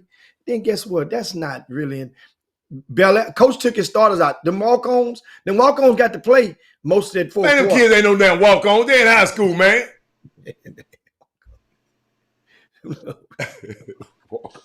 That man said walk-on. So my point is back to the Alvin. Take it and run with it. Don't try to force this near quadruple double down everybody's throat. I promise you, that team that lost to Bel Air 70-38 the other night would whoop Alvin's ass. Right, they played them right now. Okay. Without this kid, and by the way, LeBron Bernandez, he's going to be out about 4 to 6 weeks, not the entire season. So luckily, if they stay in the hunt, he can come back and at least, he's a junior. So it ain't like this end of his rope. He can still come back and he'll be ready in time for a productive summer. I like the way his body looks, Adam. Okay. It wasn't, and he didn't lay an egg. I can Mhm. see some stuff. I can see a potential D1 talent in him. I could see that. What class? 25. Oh, okay. I could Okay. see that. Okay. You know what I'm saying? It's not far, but don't make this. We don't push him to Well, the Jimmy, front they of the some line. Jimmy, you know they gonna send it to. See, now this the problem, y'all. If y'all gonna send me this, now y'all got to send me them other ones too. Now, Absolutely. That's how the game's supposed to go. That's how it's supposed to go. so somebody tell them, whoever added me in this one, Don't stop. Don't stop adding me. Don't just cherry pick. Don't Yeah. just cherry pick the game you want me to know about. Because now I'm gonna come behind you and find out what's going on and what else you're doing. And then I'm gonna say, oh, no wonder the parent ain't text me or don't want to talk today. And how do you know I'm good at that? Hell, I was looking up one of them SWAC stats from their box scores just last night from a parent that wanted to. Man, stop it, man. That's some low down stuff. That's low down what you're doing, man. That's low down what you're doing. That man got a blue cup with the blue hat. Hey, hey, wrapped in 4-4. That man got the blue hat with the blue cup. Hey, man, leave that man alone. That little man played last night. They got the head toe off. Little man played last night. Yeah, he played. He played about 11 minutes. I like that. That ain't bad. That's a far cry from having from 20 to 25 minutes with the Pepper pretty much guaranteed me. Well, he working himself up. Well, remember, we got the blame because he wasn't playing. Remember they said, I didn't get that. Oh, absolutely. Said the Chop Shop, the reason that we talked about it, and I mentioned about the bet, and that way, that's why the coach benched him. We never mentioned the name. I know. I told him that. He said they know what we're talking about. He saw the show, and the head coach saw the show, and he called on him. He mentioned it to him. One of the coaches did. So that's why the kid got benched. I said, oh, really? So the coach trying to lose on purpose then. Coach trying to lose on purpose then. All because of your son, because you feel like your son, like no other parent, you're not doing nothing abnormal. Nothing abnormal. It's just sometimes when you talk to me about the abnormalities, I'm the one that's going to put reality in your face and say it ain't happening. So that's the only difference. You know, different than most other parents out there. They thinking, especially when November the 1st come, everybody think their freshman son is about to play because remember, misinformation, because they played your son's ass in a scrimmage game or exhibition game against Hatter's favorite school, Boogaloo State. And guess what happened? He did well. And every time you force your kids to lie to you. Want me to tell you how? When you call them on the phone in the spring, in October, mid to late October, how did practice go today? It went good. See, that's a forceful question. How you call the next day, man? How I go today, man? I know you killing in practice, ain't you? Yeah. See, you're leading the witness to lie to you because you basically said, man, I know you, man. I know you down there. You've been letting them threes go, man. You've been working on what I showed you. Yeah. See, you force the kids to lie to you. And Jimmy, parents, quit telling your son to shoot the damn ball. If you don't tell the other kids to shoot the ball. Yeah. Tell the other kids to shoot the ball too, though. Yeah. I learned something. You can't let's modify that. Don't tell them to tell their babies don't shoot the ball. Tell the other kids to shoot the ball on the team too then. Well, they ain't gonna do that. Okay, but then then if you're not gonna do that, then don't tell yours. That's what I'm talking about. That's what I'm saying. So what I'm saying, but otherwise, especially when little Johnny can't shoot. Parents, because Jimmy, them parents, the kid that we just talked about a while ago, I went deeper. I forgot to tell you, I went deeper and looked up his stats from the shooting percentage this year because the dad said he's a marksman. He's the shooter, best shooter on the team. Know what he's shooting? 22% from 3-point land. You talking about the one in college? Right there. I got it all up here. Hey, man, leave that all up here. 22%. 22%. You leave that man alone, man. Leave that kid alone, man. I love that kid. 50-something% from the free throw line. I can't wait to talk to this Pap again. I can't wait to talk to him again. You gotta talk to me this week. I got it all up here before I forget all that stuff now. Y'all know I'll forget it sooner or later. You know what, I got it here this Jim, week. you know what a college coach told me?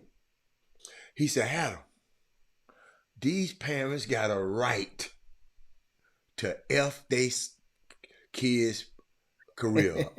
He said they got a right. Hannah, don't be mad. They got a right to mess their sons or their daughter's career up. They got a right to do it. And man, I ain't gonna lie, he made me feel a lot better after that. He said, man, let him do it. I said, okay. But keep going, Jim. Wow. But we got off Caden Tate. But you just said, just what you tell him, just keep winning. Keep winning. No. We'll solve this right now. We'll solve it right now. I got the magazine right here. Okay. I love them, man. They're in the same district with Shadow Creek House. Somebody talking about what school he played for, Jimmy. We ain't gonna.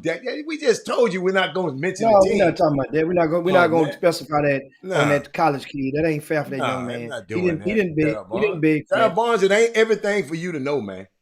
We give y'all too much already, huh? But you can easily find out because you got a magazine. You can go and tell in the back college section, tell you who all play on different teams in the SWAC now. You can go find out. You go look them up. Ain't that many of them besides TSU and Prairie View. Now you can do that. Make use of that magazine and they say, tell me, thank me later. Now I'm looking for Tuesday, January the 2nd. Okay. We ain't gotta wait the Shadow Creek game.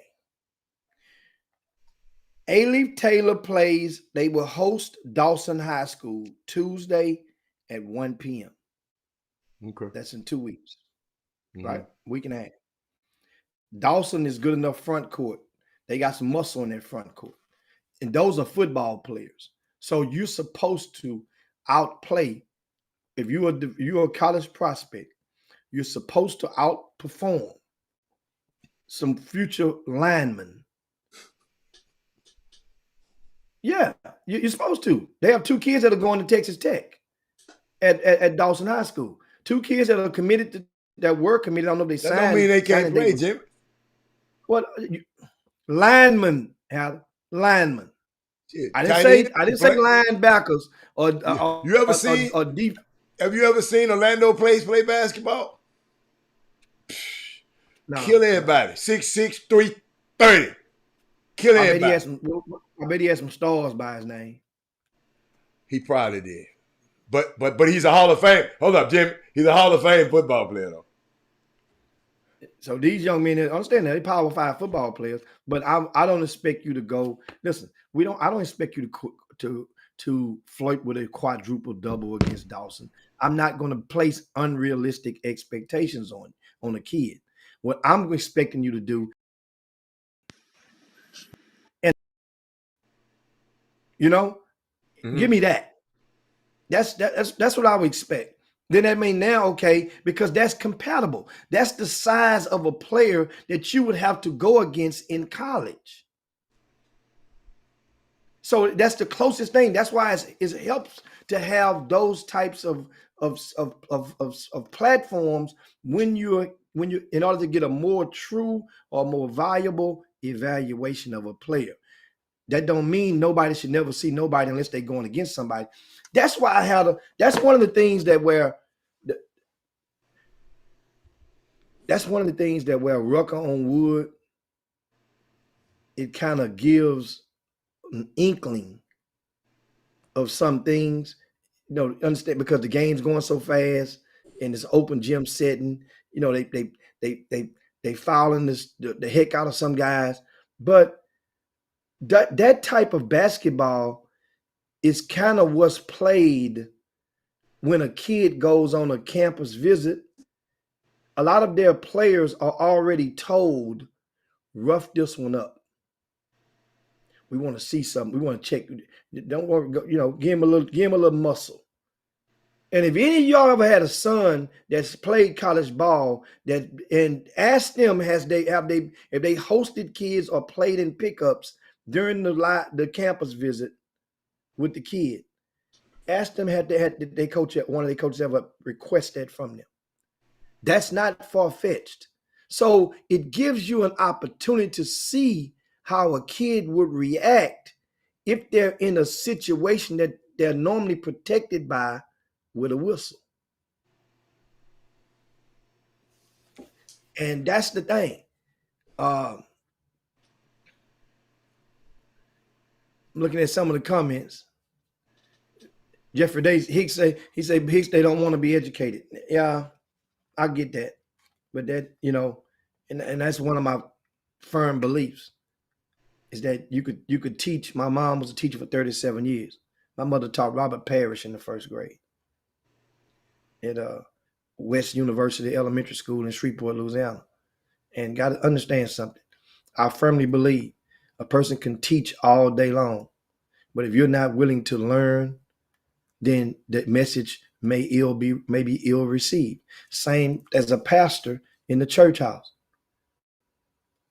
I had to go to church every day, at least twice a week when I was little.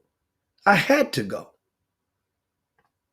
and on often when I'm going at a certain age range, I'm listening and counting and waiting for the drummer to get up and start playing the drums so they can start singing. Meaning that the message, no matter what they talked about on certain day, I wasn't trying to hear it. And I'm not talking about when I'm in the late teens. I'm talking about at that age when those messages are when it really can sway you down one path or another at those early teen years. When those messages, when you can really get, when, you know, so I understand if a person can teach all day long. And if you're not willing to receive that message, I say it again, it's going to go right over your head. The person right behind you might catch it. But then that's why I say it all the time. I always come back with this. Sometimes the music sounds better from a different set of speakers. So that's why I try to give that message to other speakers and pump it through other people's that way they can go put that CD in their radio or in their deck and let it play through their speakers, and they can relay that message. Because now I can identify people whom y'all may listen to. So now I let them go, and once they pump it out, then you'll listen to them. Then it'd be funny. Then we sit back in the huddle and chuckle and say, "Hey man, I told you." Perfect. As long as they listening. That's why sometimes we bring, and next month we'll start bringing a few more college coaches back for you guys. Let them come on and tell you some of the same stuff we say. That way the music sound better coming from a different set of speakers. You know, I got a couple of them been calling me, talking about when can I they've get been on? weighing my ass out. Weighing me out.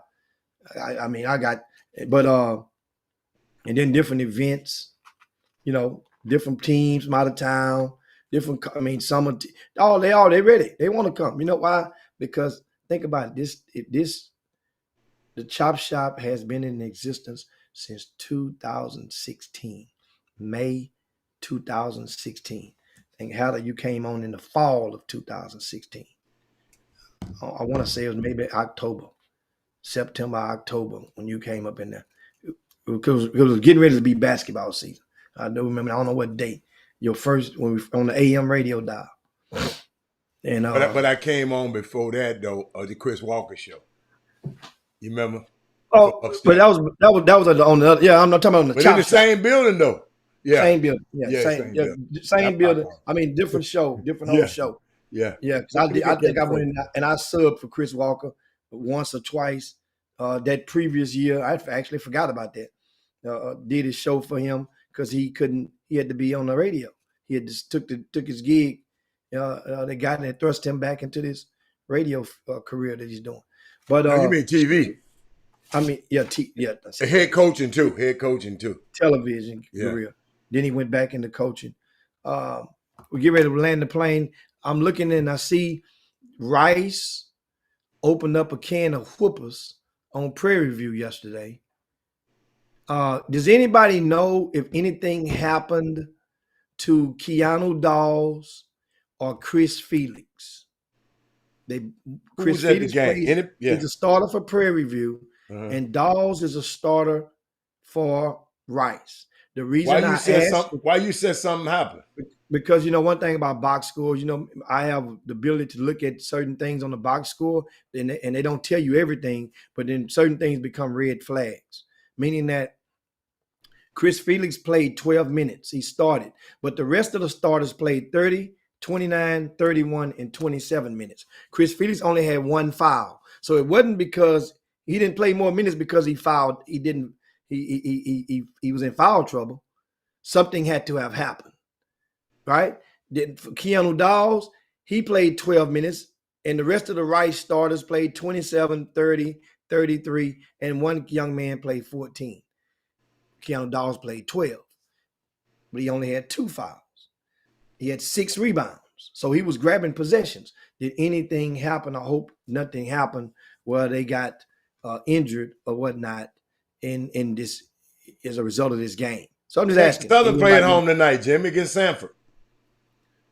Against Sanford? Yep. 6 p.m. Well, the win streak continues then. There you go. Yeah. The win streak continues. It's not a SWAC game, so I ain't gonna be calling now. I don't call it only That's SWAC. what I'm saying. It's like you was surprised on that one. I'm like, you ain't on the radio. No. I ain't surprised. No, I'm just letting y'all know. I already knew it was happening. I was just letting y'all know that they playing tonight. Y'all might want to come out there. And again, for the second game in a row, I looked at Prairie View's lineup, and they started 5 players who went to Houston high schools, but it didn't work. It didn't have the same result. And they dropped under 500. Prairie View, they're 5-6 on the season, and Rice is 6-6 on the season, being 5-1 at home for the Owls. So looking at that, that's from last night action. Well, Wednesday night's action. Also, Grambling got nipped by Southeast Louisiana, 48-47. Bethune-Cookman, they lose by 1 point as well to Chicago State, 55-54. And, of course, Jackson State falls to Gonzaga, who's ranked in the top 15 in the country, 100-76. And that's not a bad loss, losing to Gonzaga on the road by 24 points, as far as Jackson State, that is. So Jackson State can play, man. Yeah. No, what the SWAC? The SWAC. Remember, Southern has beaten about 3 Division I non-conference opponents this year. This SWAC this season is going to be really, really, really competitive. It is competitive every year. Well, I'm talking about for the top end. You know, you going into conference play, there's maybe like 3 teams in the past 3 years that people say, now it's about 5. It's about 5. That's all right. They counted us out last year. I'll never forget. No, you were hurt last year. You weren't healthy all the way through, and it wasn't a fair assessment. You remember, you were picked number 1 to win the conference last year. Don't say that, Adam. TSU was but I'm talking about when they got hurt, we got losing. When you lose, you go in. Yeah, when one would come back, then the other one would come in, the other one got his lips poking out, then you got the freshman coming there taking minutes. He scores 30 points in his debut, and you got seniors mad at him, and then the next thing you know, they start snitching on him, telling everything he's doing, so now he get in the doghouse, all type of stuff going. Y'all basically damn near imploded, but you still made it to the dance. Ain't nothing like going to the dance. Still made it to the dance. Ain't nothing like going to that dance, boy. They treat you right at the dance. We have another game, a 1-point game. Think about the competitor. I just mentioned 2 SWAC teams last night lost by 1 to Division I programs. And right now, as we speak, hey, Jimmy, SWAC is Division 1 too, Jimmy. Huh? SWAC is Division 1 also. They lost to Division I opponent. They beat a Division I opponents, and they lost them by. I understand they Division I too. Okay, but SWAC teams don't generally get basketball wins in the preseason because they normally play money games. In years past, they play so many money games that you don't even feel like it's celebrating when they win the game, a non-conference game, and so Alcorn is trailing George Washington. George Washington is 9-2, Hatter. They 7-0 at home. They're up 39-38 at the half right now. Jimmy, at the half. It don't count. But guess what? We play 2 halves, though. That's the problem in basketball. That's a big problem. I love when y'all say, well, Robert, he was up by 20.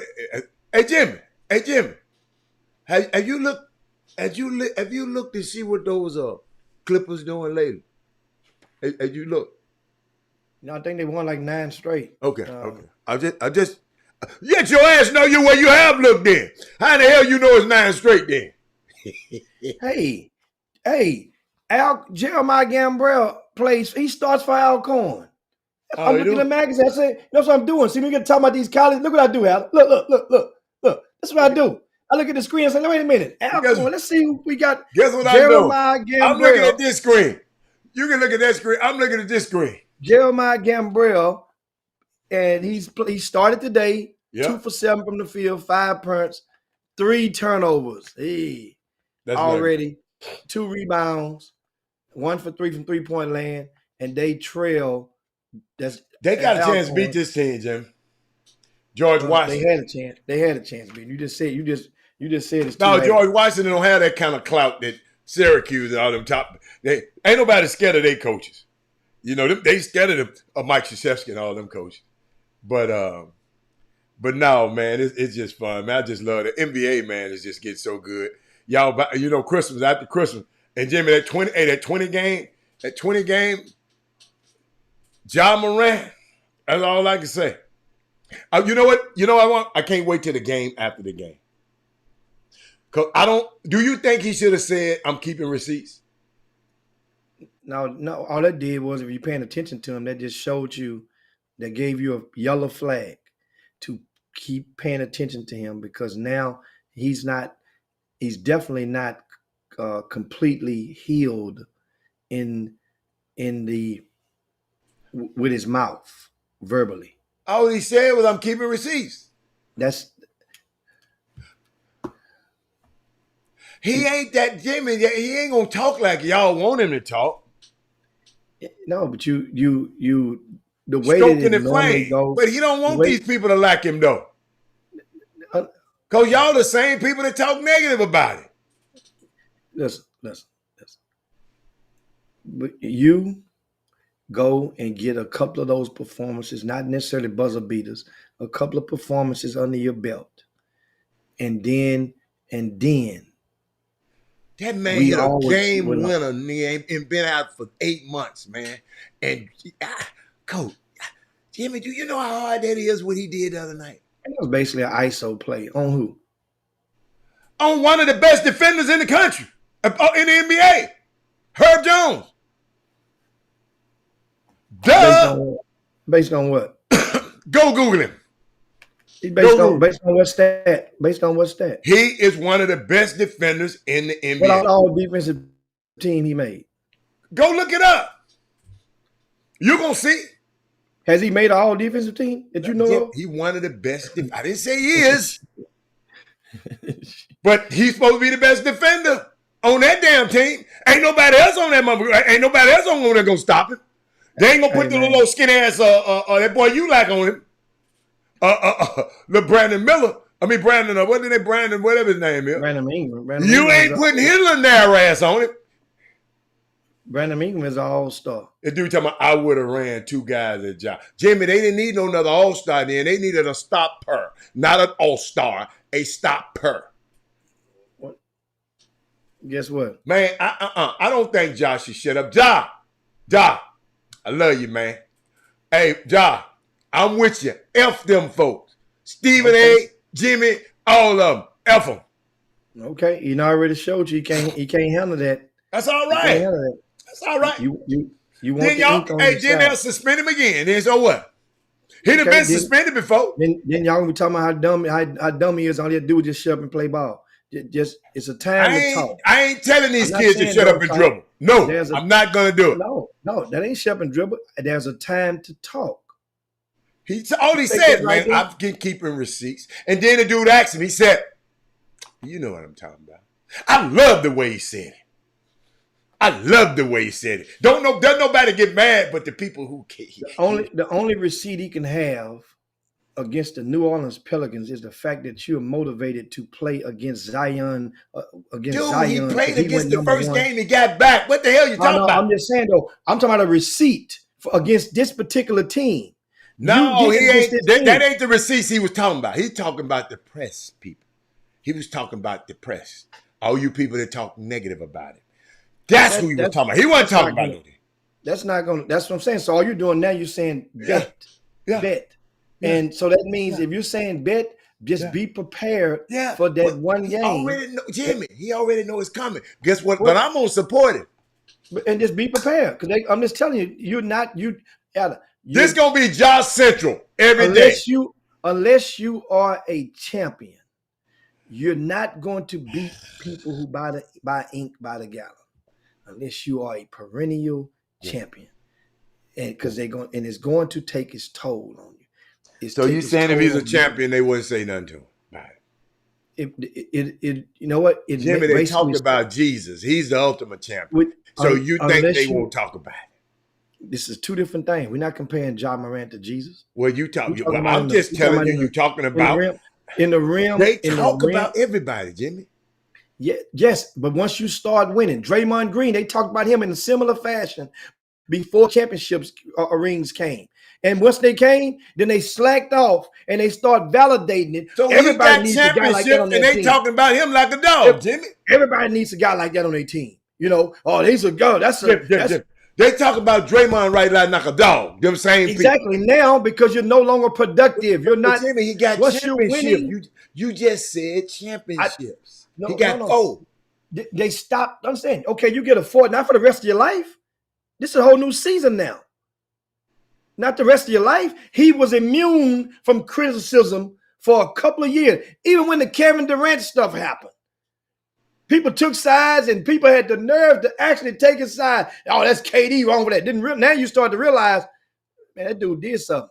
That dude, them little old leaks that was coming out about him and KD, that dude totally flipped. And KD did not want to be around that type of atmosphere that he was creating. Didn't. But them dudes, they love them some Ja. Well, I understand. Ja Morant, this Ja Morant essential right here. Ja, I got you, boss. I got you, man. Yeah, say what you want, man. Tell me about whatever receipt you need, man. I got it for you, baby. Yes. You would tell it would be this simple. If Ja Morant has arrived, he will be one of the automatic selections for the U.S. Olympic team. Bet. He made it known that he wants to be there. He wants to be there. Now, once they deem that he's arrived, they're gonna have a little tryout. They're gonna bring them guys in. He wants to be there. He wants to be there. Don't act like he don't. He wants to be. They will give him the nod to be on the USA basketball team if they deem that he has arrived. Arrived where? Arrived into a better place. Whereas the people, Jimmy, don't you know? I don't know. You were probably one in this meeting. Don't you know he was the hope for USA basketball? They had a whole campaign, and I'm gonna send you some of it. Hold on, whoa. Absolutely, he was one. He was like second to the third choice. Because he's an American. No, Jimmy was number 1 over Tatum and all of them. I'm telling you, this dude Nike gave him. That's why they gave him the shoe. Powerade gave him that. This man was headed to be the number 1 player on. That's all I'm saying. You talking about arrived? Nigga already done arrived. I'm talking. No. We talking about arrive back mentally where he needs to be. Whereas that ain't a good word then. No, that's what I'm talking about. But if he shows contrition, so if he shows back, that's how you talking about arrive. Where a corporate sponsor can be feel that you're going to safely play this game without creating an embarrassment or a moment after such a game that can cause international relationships to crumble or to be hindered. That's what happened. Jimmy, they don't care about that. They don't care about that. I'm telling you. No, yes, they do. I see Nike ain't. Who runs USA basketball? Nike, right? Nike does. Have Nike? Guess right what? Guess what? So if Nike does, coming off the shelf. So that means that is Ja Morant still signed with Nike? Yes. Okay, so that means if Ja Morant ain't on the Olympic team, then what?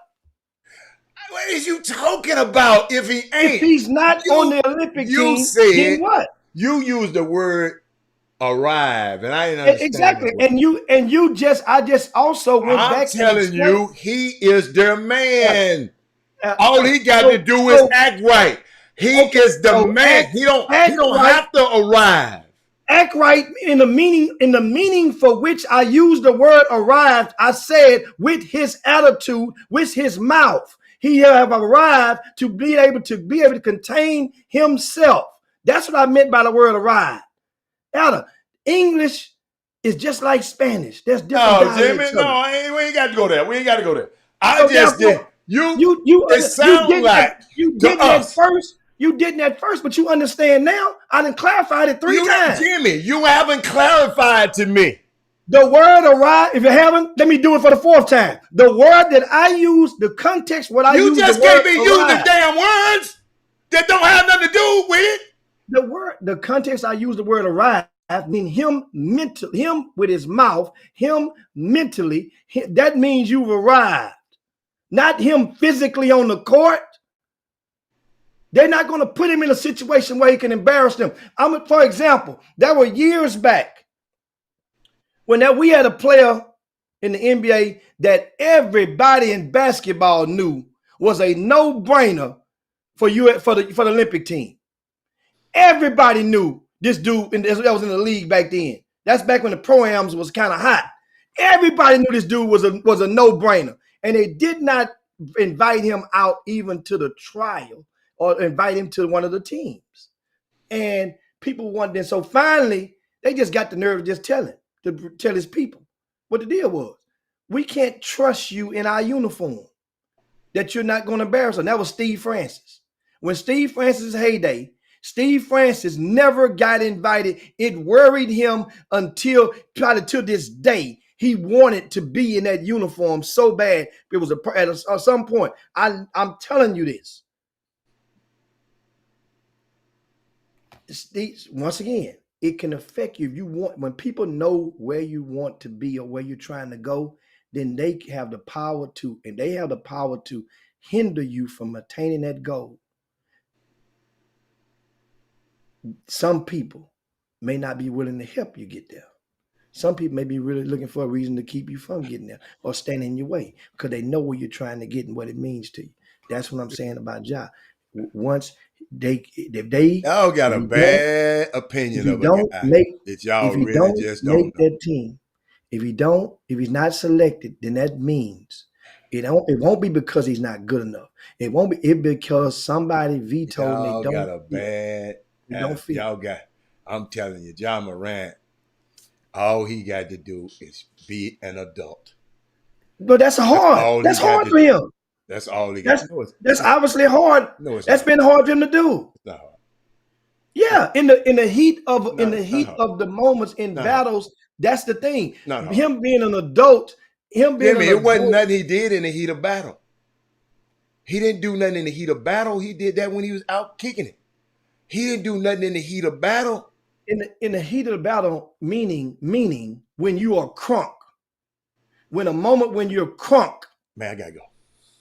Wasn't he crunk in that car when that music was playing? He was in that car jamming with that video. That wasn't he crunk. The other time when he cut the video on, he in the strip club. When you're crunk, obviously if he gets crunk, there's something that he can't control about himself. That's on video. That ain't me talking. That ain't my opinion. That's obvious. And that's part of the part he got to work on. So we don't know if he's healed until he gets crunk again. Jimmy been getting crunk. I'm telling you, he been getting crunk, Jimmy. You know what he said? I got receipts. He was crunk after that game. That was a moment. Jimmy, he was crunk at the Rod Wave concert. He was crunk. He's still a young man gonna live his life. You know what he happened just when ain't they gonna win carry the pistols around. That's all. Was that a home game or the visit? That was on the road? That was on the road or the home when they beat the Pels the other day? On the road. On the road. In down there. In the boot. On the road. Dad and them sitting courtside right there. Let me tell you something. John Morant, sir. I bet Zion know where to take him after the game. I don't want to know. Hey, Zion, Robert Hatter. I support you 1,000,000 times. I don't want to hear all of this noise about Ja. That's my dude. Ja, just go in there and take care of your business, man. That's all. If y'all, hey, Nike didn't put too much behind this dude. I mean, Powerade ain't endorsed a athlete since I forgot how many years ago, 5 or 6 years ago. Them folks still his partners. They saying Nike done let some people, Nike let crazy, let Kyrie say, hey man, I'm gone. All I'm telling you is we got well, I mean, John Morant, I'm with you, baby. I don't care what these folks said about you. I'm with you. Now, let's go. We can get out of here now. So somebody snip that and send it to John. Yes, and send it on to them. Also, don't forget, guys, the HISD boys tournament is takes place, tips off this evening in Houston, and we have HISD tournaments today and tomorrow. They're not going to play on Saturday. There are no games on Saturday. So the first round of bracket play is today, and it concludes tomorrow. Each team will play 2 games a day.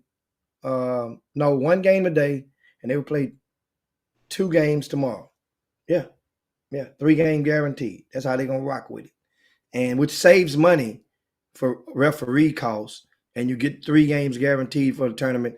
And the thing is, I like the fact that they're getting into it, getting it going this route because of the fact that a lot of those coaches, if they would have played on Saturday, then that would have obligated them to be in the gym possibly all day long. And that is, these people have families. These families have families. Then that way now, when you're playing sports is different.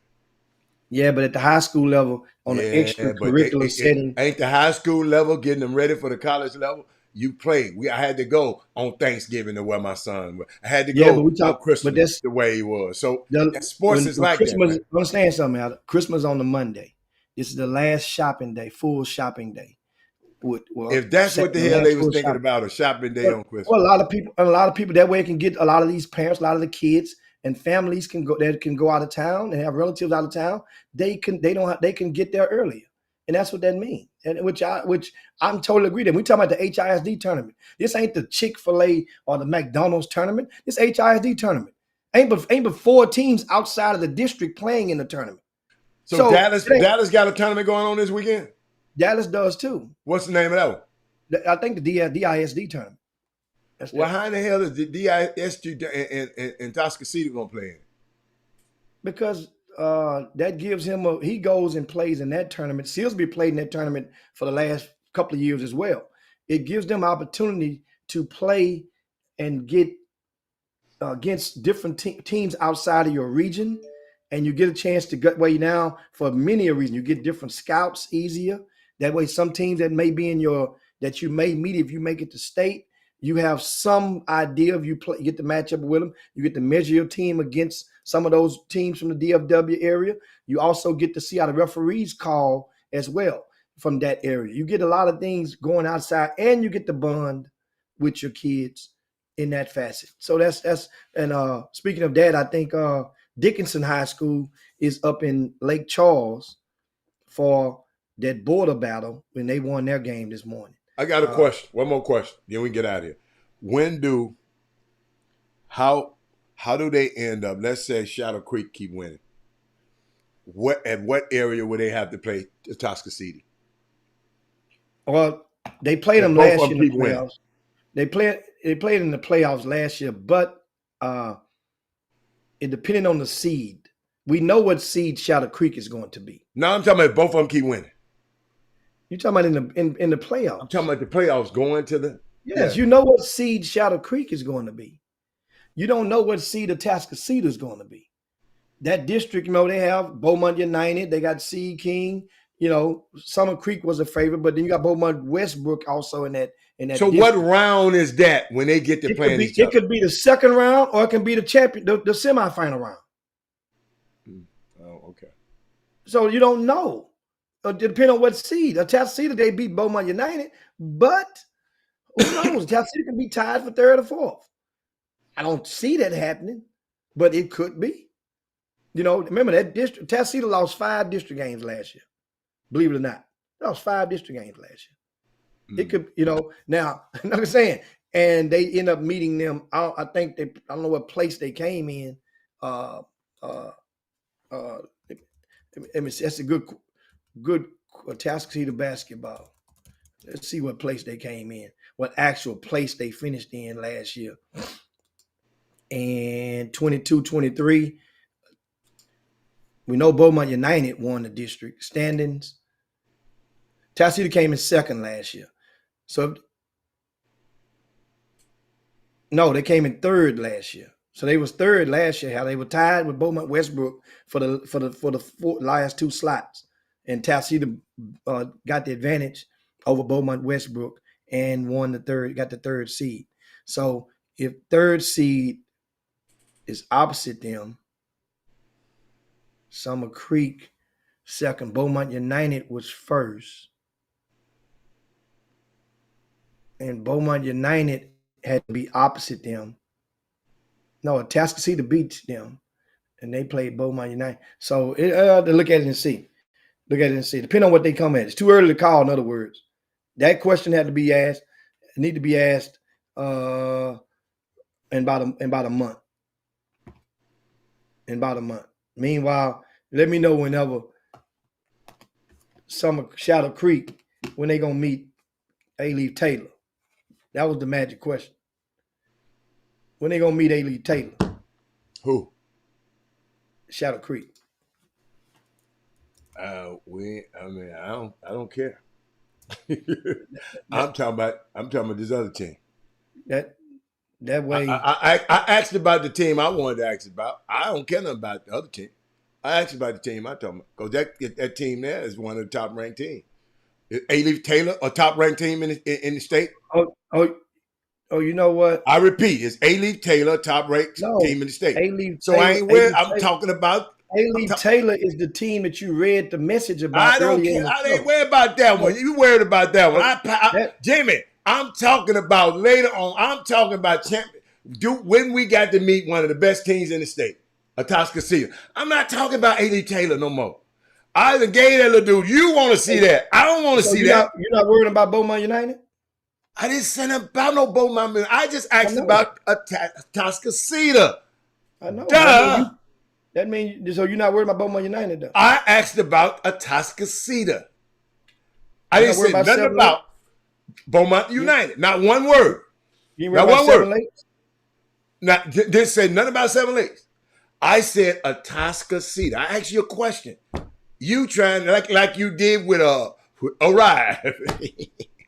You trying to arrive again. Well, man, I'm done. I got to get out of here, man. I got to get out of here. But I just wanted some information about if they were to meet. When would they meet? That's all I asked. That's all I asked. It depends on where they go. Then. That's all I need. Anybody from that district can play that. Okay. Can play Remember, that. And that district is very, very, the fourth place can very well be the first place this year in that district. That's seeding. Their fourth seed ain't going to be your normal fourth seed. All I wanted to hear. Whoever in that district falls within the lines of this district, and the one play the 4 and the 2 play right like that. Okay, that's all I needed. I ain't talking about no damn A-Leaf Taylor. So you might have to you might have a chance to play at least 3 of those teams from that district. That's all right. That's all. That's interesting. I'm just trying to see. So I could go. I could go do my scout, Jeremiah. Jeremiah, I can go do my scout. Who got the scout? Why? That's all. The best district in the state. Oh Lord, that Kevin Freeman, he can't help it. He just can't help it. Hey, what we got to do? You know, I was really intentionally didn't want to talk about Chance Comanche this week. Sonya, he's crazy. I told y'all a lot of these people are different. All y'all doing is y'all heroes are just being crumbling right in front of y'all eyes. All these people, y'all, I love it, I love it, I love it, I love it. That's why I tell you, quit being a groupie. Don't be liking these folks. Because these folks crazy. There's some crazy stuff happening, man. And this stuff, this little girl, Cassie, that girl must have some powerful stuff against Puffy. Because she releasing out stuff that's come out of her stuff it's going to implicate a whole lot of people, man. It's going to take the cover off a whole lot of these. But Chance Comanche, look crazy dude. I don't know what the hell. He went out there and killed that girl and strangled that girl. I just, hey, Sonya, the reason I haven't really talked about that, because I'm trying to say, what the hell was he thinking about? I keep telling y'all, these kids, these athletes, these entertainers, they are suffering from something that is amazing. That's why I tell y'all, don't be too high on them. Don't hold them to so much a high regard. What if one day all you Brunsexual find out LeBron doing some crazy stuff? Then y'all gonna be hurt. Y'all gonna be hurt. So guess what? I'm not surprised. What happened, man? It's crazy. It's Chance Comanche, man. Wow. We'll talk about it next week. I'm gonna talk about it. We're gonna talk about let me tell you something. Monday gonna be Jimmy Women. What they call it? I ain't gonna say that. Monday gonna be Wild Monday. Cause I'm gonna talk about this stuff on Monday. I'm gonna give y'all one of them, I'm gonna give y'all a soliloquy on what I think about all of this stuff on Monday. No, what you said about the little Cassie, she released some more stuff? No, what happened is, Jimmy, all he did was stop the suit.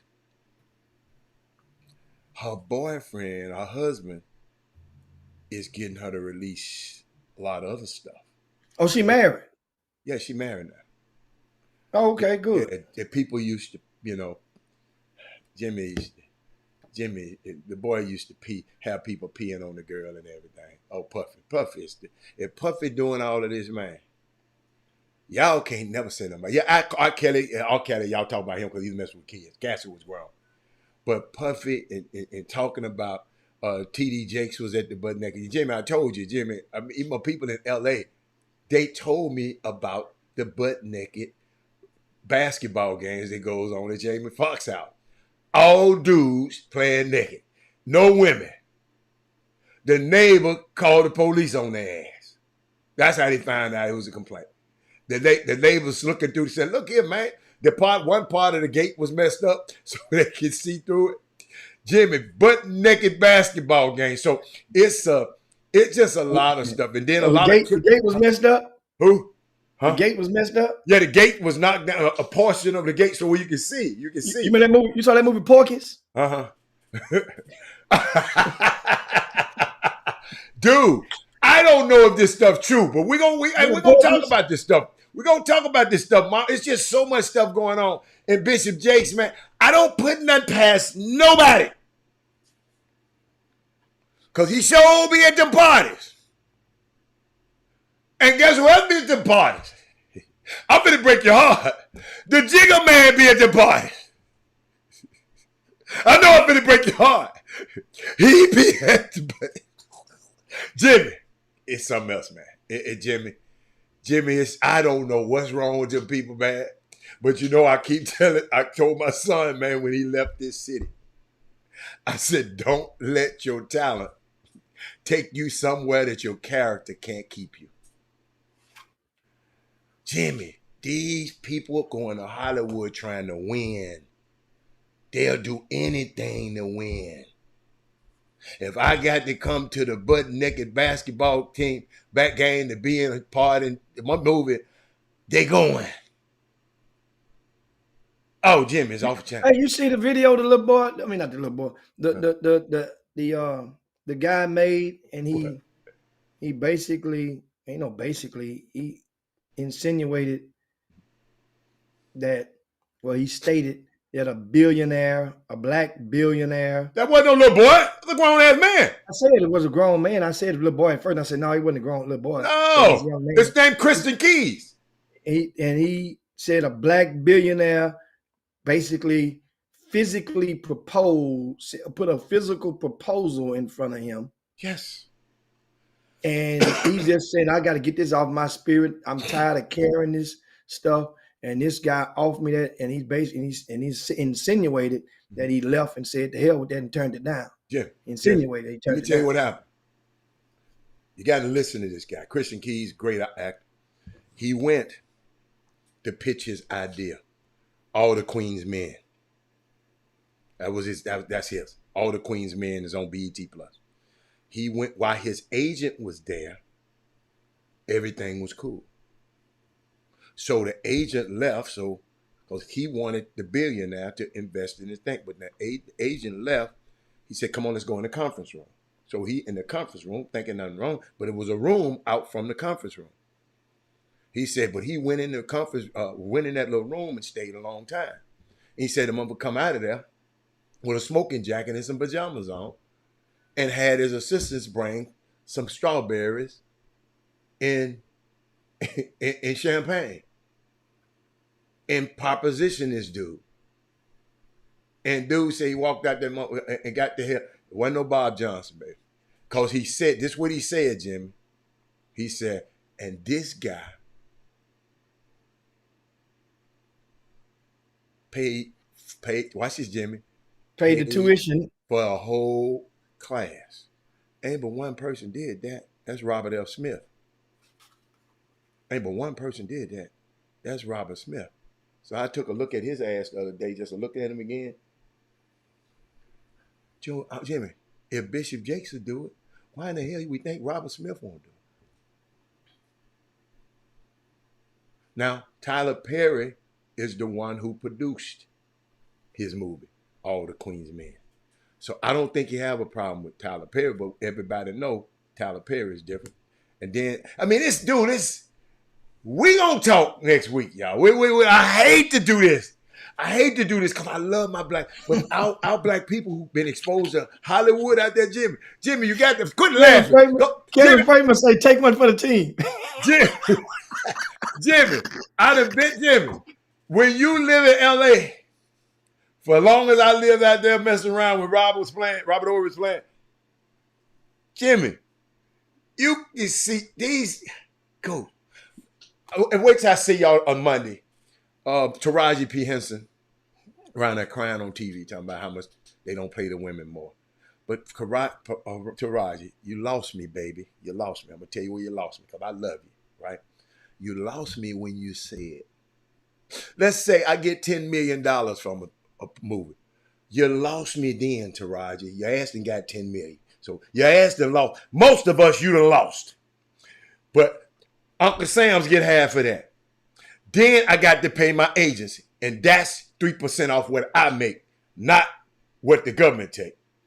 Taraji, how the hell we gonna sit up here and cry with you, baby? I want to cry with you. So you want them to give you some more money, just like Monique said. They just need to pay women. Listen, Hollywood, but y'all ain't gonna listen to me. If you're out there paying women less than the men, you're wrong, player. You're wrong. But Hollywood gonna do what the hell they want to. But he talking about don't forget the Navy federal situation. I know. Man, I don't know. What if Beyonce and Shantae started a game playing butt naked? Would I join in? Come on.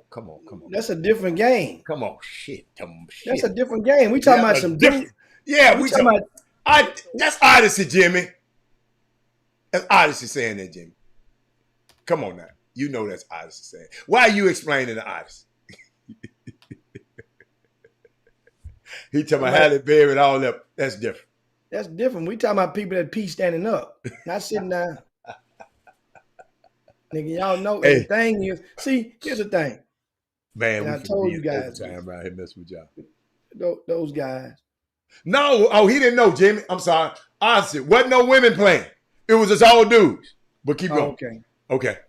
Yeah, he didn't know. I just didn't know that. Okay. Now, you meant like Tyler Perry. Yeah. If any woman that meets Tyler Perry, she has reasonable as evidence to prove reasonable doubt that Tyler Perry go more than one way. So she's consciously aware of, because if she knows who he is before meeting him, most people that meet Tyler Perry know who the hell he is before meeting him. So if by chance you happen to go and do some hanky-panky with Tyler Perry, a woman that is, you already know what he like or what else he like. with these boys that's emerged into the front of the congregation in recent days and weeks were boys that you were led to believe that it was just unimaginable that they liked anything else because of some of the females that they have either on their shoulder, right, holding on to their arm, or holding them up. So you didn't visualize that. But then when you start peeling it back and you think about the law of the land for which they play in on that side of the fence, it's been common ground for years. It's been common ground. In that era. I mean, in that era. Jimmy, guess what I call it? Y'all do me a favor. Look up Caligula. Everybody, that's your homework. Look up Caligula. The part, I think it might be Greek mythology, is when everybody, they were just doing everybody and doing. Look up Caligula. It used to be a club. Jimmy, used to be a strip club here called Caligula over there on West Town. Look up that. That what was going. That's what somebody called me in Hollywood and said, Rob, these dudes off the chain. They said, Robert, it's a secret cult of these rich people where ungodly things happen all the time. He said, ungodly, Jimmy, stuff. Just like the Playboy Mansion. Hef was selling them girls, man.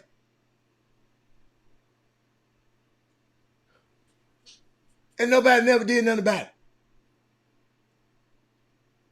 But I hope Alfio, he ain't in class today. Yeah, but them kids need to know about this. Look at, man, that damn Darryl Barnes know where every damn place. Greek history, yeah. I said Greek mythology, I'm sorry. But yeah, Caligula. Jimmy, Caligula is off the chain, Jimmy. Hey, Jimmy, I ain't gonna tell you no lie. I wouldn't put nothing past him. That's all I'm gonna say. I wouldn't put nothing past him. But hey, we're gonna talk about it. We're gonna talk about it next week. We're gonna save a segment every day for this because I'm getting new information. Yeah, y'all knew that. That's what I'm saying. And honestly, you mentioned Eddie Murphy. The women that met Eddie Murphy back in those days, that's why Eddie Murphy got like a certain type of pass, as Tyler Perry does now. We know what you are. So, and Eddie Murphy kept on with women, kept on getting with Eddie Murphy, but they knew he married Jimmy. He married her twice. Yeah. But they knew what time it was with him. These guys, hey, Jimmy, that's what we're going to talk about next week. You women, you know you messing with a punk and you still want to. That's what I'm saying. So that's the thing. So the thing now, they try to, you knew Eddie Murphy and Arsenio Hall. You knew that wasn't the start, but that was the spark on the celebrity side back in the day. Think about it. We watched Arsenio Hall every night as a people. Me too. And he gave you signs. Look at how he crossed his legs on that couch when he was interviewing them people. How he looked. You gave you them signs. You knew that. How he smacked his lip. How he put all that makeup. Man, I'm gonna push this button on you, man. You ain't see how thick his stuff was out. Man, I'm gonna push this button, man. I can't do this, man. You going to Caligula. You going to Caligula. Man. Hey, man. Jimmy, somebody telling you something on here. You want to hit him before we get out of here? Colongo went 20 against South Houston. It was South Houston. Okay, that's why we asked earlier. Somebody said, yeah, somebody. Jeffrey Day. What Jeffrey Day? Give me that bad dope. Tell me it was Alvin. And hold up. Robert Miller won by 3. Then I don't understand what he talking about here. Oh, 23-9 against Alvin. I don't know what y'all talking about. So once again, I'm glad you're watching, Kevin. Explain something to you. This young man, Congolo, is not the first, and he's not going to be the last 12th grader in a city like Houston. Oh, you're a 12th grader? Yeah, that plays well. That doesn't have a scholarship offer. Right. So here's what I'm saying, and I say to people all the time.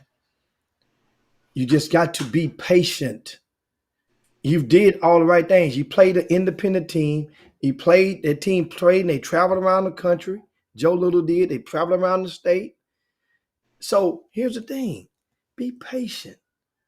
It's gonna be understand what you put it like this. Jimmy, Have I don't y'all have patience, Jimmy. No, I I got didn't one better. save money for my college kid's school. Let me know who have you contacted in this area that's not a Division I program, because he's not going to play the Division I program in this area. So let's get that out the way. I'm one of the few that tell you that ain't happening no time soon. So have you contacted Lee Junior College? Have you contacted St. Thomas University? Have you contacted the brand new program that's going to be NAIA, and that's with Lyndon Rose and Danny Evans, and that's what do they call God's I can't think Academy of or something like that. Say it again. Some God's Academy or something like that. What's it? Hold on. Somebody finna text me. I don't want to. I'm gonna tell you. The College of Biblical Studies, CBS, College of Biblical Studies. Have you contacted them? If you don't have the number to either one of them, I will provide you with a cell phone number to each one of the coaches on each of those staffs. So I'm gonna do my part. Let's work our way up the pole. You guys are trying to hit home runs when all you gotta do is get on base. So would you tell a kid that ain't trying to work his way on a home run, just sitting back and playing? What would you tell a kid like Cade, if his mama Cade, Caden Tate? What advice would you give him? Same thing. Right now, you have a body of work on a winning team. Okay. So right now, my first question: have you contacted either of those three schools? Okay. Those are the three right now. That way you can sleep in your own bed as a mom and get to your baby within 30, 40 minutes. That's why I mention those schools first. And that doesn't mean let's start there. We got to have a starting point. Okay. Let's start with there. Have you contacted those schools? If the answer is no to any of those three, then I can give you the phone number so that then you can contact them. Send them all your stuff you got that you're putting and sending people. Now let's direct that. Let's put that directly into their text message box. Ain't gonna be no inbox. I'm gonna give your ass the cell phone number to the coach, and then you lead off the message. Say, I got your cell number from Jim Hicks. If you put that first in line, I guarantee you on my mama that coach gonna respond to you. I guarantee you they're gonna respond to you if you say that. You got to say that though. Otherwise they don't know who the hell your number is. Understand what I'm saying? They don't, you in a cell phone, their personal cell phone. But you say, Coach, I got your cell number from Jim Hicks. And then you go from whatever else you're gonna go for. And then we go from there. If there's no interest right now from those schools, then we can branch off and I can give you some more schools. And we can run the same play with 3 more schools. This is going to give you more power over the recruitment of your kid than having some middleman, than having somebody trying to control stuff and get all this and delaying the process. That way you can see directly how hard it is. And I can do that for you. Because they be wondering why not no offers. Jimmy, when she said, why I don't have an offer, because the mama don't know. She asked me, and I'm going to be transparent. Why does he have any offers? I just said it's not his time yet. It's just not his time. All eggs don't hatch on the same day. And here's how to go. And that question never come to you again. You ask them offers from whom? Because the offers can be, or the interest can be coming from another direction. And you're blocking that blessing, waiting on University of Houston. I got something for you. Let me ask some more. The Ivies, 3 of the Ivies had contacted him because the kid pretty smart. I've contacted him and got to get his transcript, but they haven't contacted back yet. The Ivies contacted the family. Yeah. And they haven't contacted the Ivies back. No, the Ivy contacted him, told him to send the information, and they haven't got back with him yet. They haven't complied. But the Ivies take their time, Jimmy. They say haven't to me because they can't they can't really do nothing. They got to figure out, can I get you eligible first? They got to figure out a whole lot of stuff So before. once again, so Yeah. you're going to do so. It's something that you leave, an ingredient that you're leaving out of that cake, Hal. Okay. Well, I didn't act. Unlike you, I'm not been asked all them damn questions. No. It's still an Yeah. ingredient that you're leaving. Mhm. If that player, Mhm. let's say, if that player was Robert Miller, Mhm. they might move faster. Absolutely. So Yeah. 6'5", Yeah. playing the fourth position, Right. doesn't really move the needle Okay. for that level that you're trying to get at. Mhm. That's the ingredient that's missing.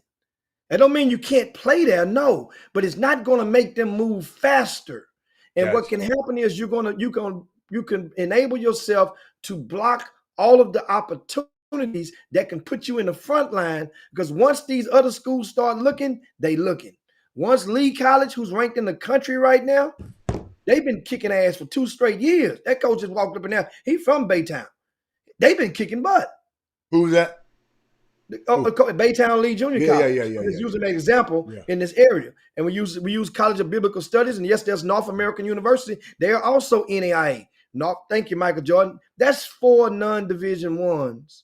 And Jimmy, and that's probably what they don't understand. 6'5", 6'6" don't move the needle paying power forward. It don't.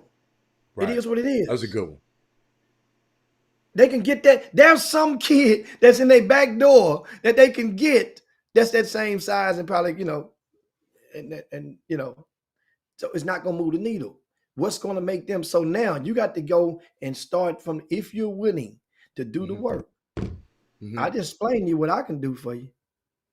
I can do more for you than and I want you to think therefore, but I'm at a point now, a different point in my life.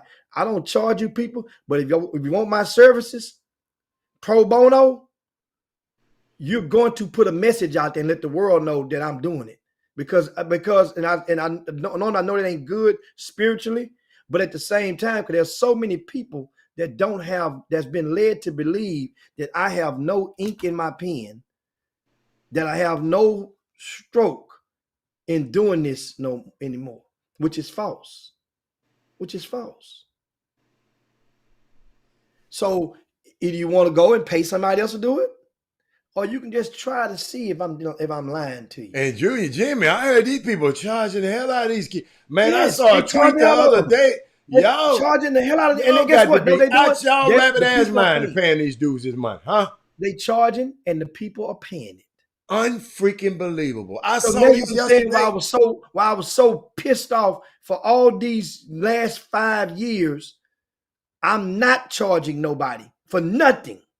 Right. Remember, I told you. Now you guys know I joke about it. I say it with humor, but it's more serious than that. I come to the cookout. I take a bottle of Crown. I go to the crawfish bar. Hallie gonna come right there with me. He gonna ask me how they looking. What time they come out the pot. He gonna sneak up and roll up there too. And get what? And because sometimes it depends on who the family is, because he gonna eat anybody's pot. He bougie like that. But he'll tell me to bring some back. If you see me get bring put them in the sack. I'll meet you on the freeway on the corner. On the freeway. But I'm telling you guys. So now you understand. I'm not mad at the next guy for charging you. Right. I was just upset at the disruption of the normal current of the flow of the current in our area. It always had a line drawn in the sand. Remember Pete Sweatham? We had Pete on the show a couple of times. He was a white guy. Many of you guys may not know. He moved to Mexico about 4 years ago. And Pete would come on the Chop Shop. And Pete, his lane was he would try to go and get those kids like that, those smart kids that play basketball. High academic kid. High academic. And they would pay him a couple of $1,000, $1,500 plus, and for him to help place them somewhere. And that was his lane. And then but Pete didn't have a scouting service. So Pete didn't like these. Mention this. I'm tying this thing into the conversation we just had a while ago. You know which way Pete went. You know which way he went. You know what Pete liked. Nowadays, we got a group of guys that made you think that they got scouting service, but they're going to charge the parents. And they're going to charge the parents more and more and more. And But then they're going to turn them off. Then they're going to but turn them on if to the the parents homeboy. are getting something in return, I don't mind. That's up to the parents to decide. You asking the question, or you saying the No. statement? I'm saying I don't mind if you offering a service and the parents are receiving something. But I just something ain't right about some stuff I just saw yesterday, and I got to research it a little bit. I can't wrap my. I just didn't realize we had so many. We got this. I see why people don't want y'all to watch this show. I see why, because if you getting all this valuable lesson, this taking it up its time, this valuable information, and people coming and charging you for getting this same, and them same people probably watching this show and using them principles. And I'm just, man, I'm watching this stuff, man. I'm watching them. I'm watching. Parents, I guess y'all happy, but Jimmy, I got to go. Ooh, shit, it's almost 3:00. I got to get out of Yeah, here. man. You guys know, man. Just gotta you share the show. It's crazy. That's how it starts. It's crazy. Share the show, and people say it, and you know, and just tell them to go wherever to the section that you want them to hear about. Yeah. That way now, because some people may not want to watch 2 hours of a show to get the point that you're trying to get them to give. So tell them to go to this point of the show, or go to the YouTube and you can clip it. I think you can send it like that from your Facebook now. You can clip a certain segment of it or whatnot and send it to them. And then that way now they'll say, well, understand, guys, a lot of people been led to believe a whole lot of false intel. Yeah. And that's the thing. I'm trying to find the falseness. There's a lot of accusations about a lot of people out there in grassroots basketball. I'm trying to figure where's the truthness and I've been asking people this. Like, Heather, what's the truthness about me that makes a person believe that I can't do what I say I'm gonna do? I don't understand what you say. Meaning that if I have the pull or stroke to get the little small thing done that we just described a while ago, meaning that get you in contact with 3 coaches, Jimmy, head coaches that you probably never talked to in your life. Jimmy, if somebody's saying that, no, I'm gonna be real, and parents, I'm gonna look you straight. If somebody is saying that in this community, parents, do me a favor, run from there. If somebody is saying that he don't have, I mean, I can't believe somebody saying that, but evidently you know somebody saying it because you wouldn't be saying it. Because ain't nobody never said it to me. And maybe they know who to say it to. Parents, if you don't understand the benefits of using him, using this show, using me as a resource, and you go up there and pay and do all this stuff, then that's on you. Listen. College coach told me the other day, he said, Robert, these parents have a right to F their kids' career. And y'all got a right to pay whoever you want to. We just, for the last 7 years, been allowed, because I came through this summer basketball stuff. I'm one of the guys on this show that has lived through this with a son just like you. And ain't nowhere in the world somebody should be able to come to you and tell you, oh, he don't know about college coaches. Anthony Medina is on speed dial. All these dudes, Tang on speed. But if your son got to be good enough. But you got to understand, most of your kids are not high division 1 player. If you were good enough, parents, look at me. If you were good enough, all I have to do is pick up the phone and you would be in Memphis. If you was good enough, you'll be at Georgia Tech. You'll be at Vanderbilt. All I got to do is pick up the phone because they're going to ask me, honest, Robert, can he play for me? I Yeah, know. because if he can't, you're gonna you're challenging the relationship, and it's like crying wolf. The next time you call, it might be something serious, I got to tell him and the they're not truth. gonna answer the phone. I got to tell him the truth. Because them 3 situations, I got to tell him the truth. Because guess what? These guys' livelihood is at stake. And they depend on guys like Jimmy and me. Y'all got to understand, they can't be everywhere. They can't be everywhere. They can't be mad at Penny because he's one man. He's got to be the CEO of Memphis basketball. He got to raise money. He got to do all this. And he can't get the CEO. But guess what? Get what he told me. He said, go take a look at this kid. Go take a look at this kid. Hold up. Can Chris McDermott play for me? He did that while we was on the show, Jimmy. Next day, Jimmy, what happened? He got an offer from her. That's what y'all don't really, really, really understand. Even I couldn't put it on the show, Jimmy, because it was messing up.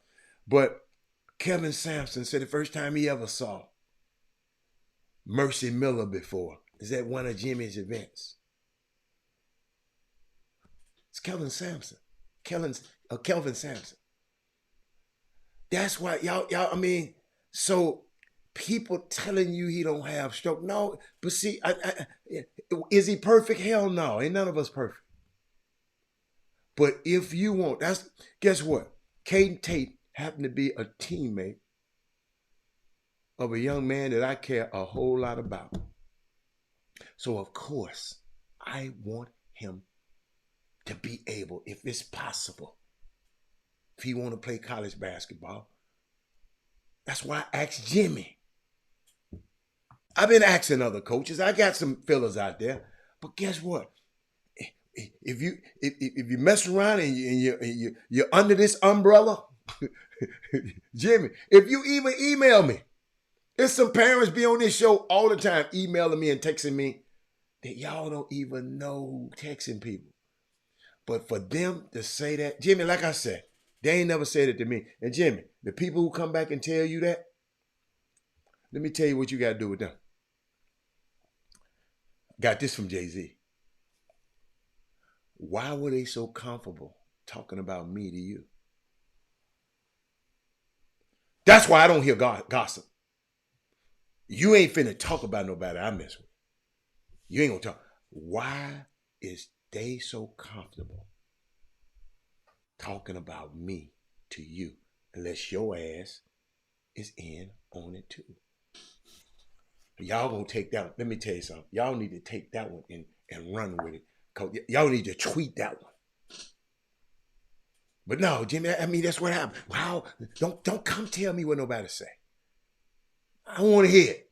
Because I'm looking at your ass, because what I want to say about you, why was they so comfortable talking to you about me? Unless your ass in on the conversation. Don't come telling me no other shit. That stuff. Yeah.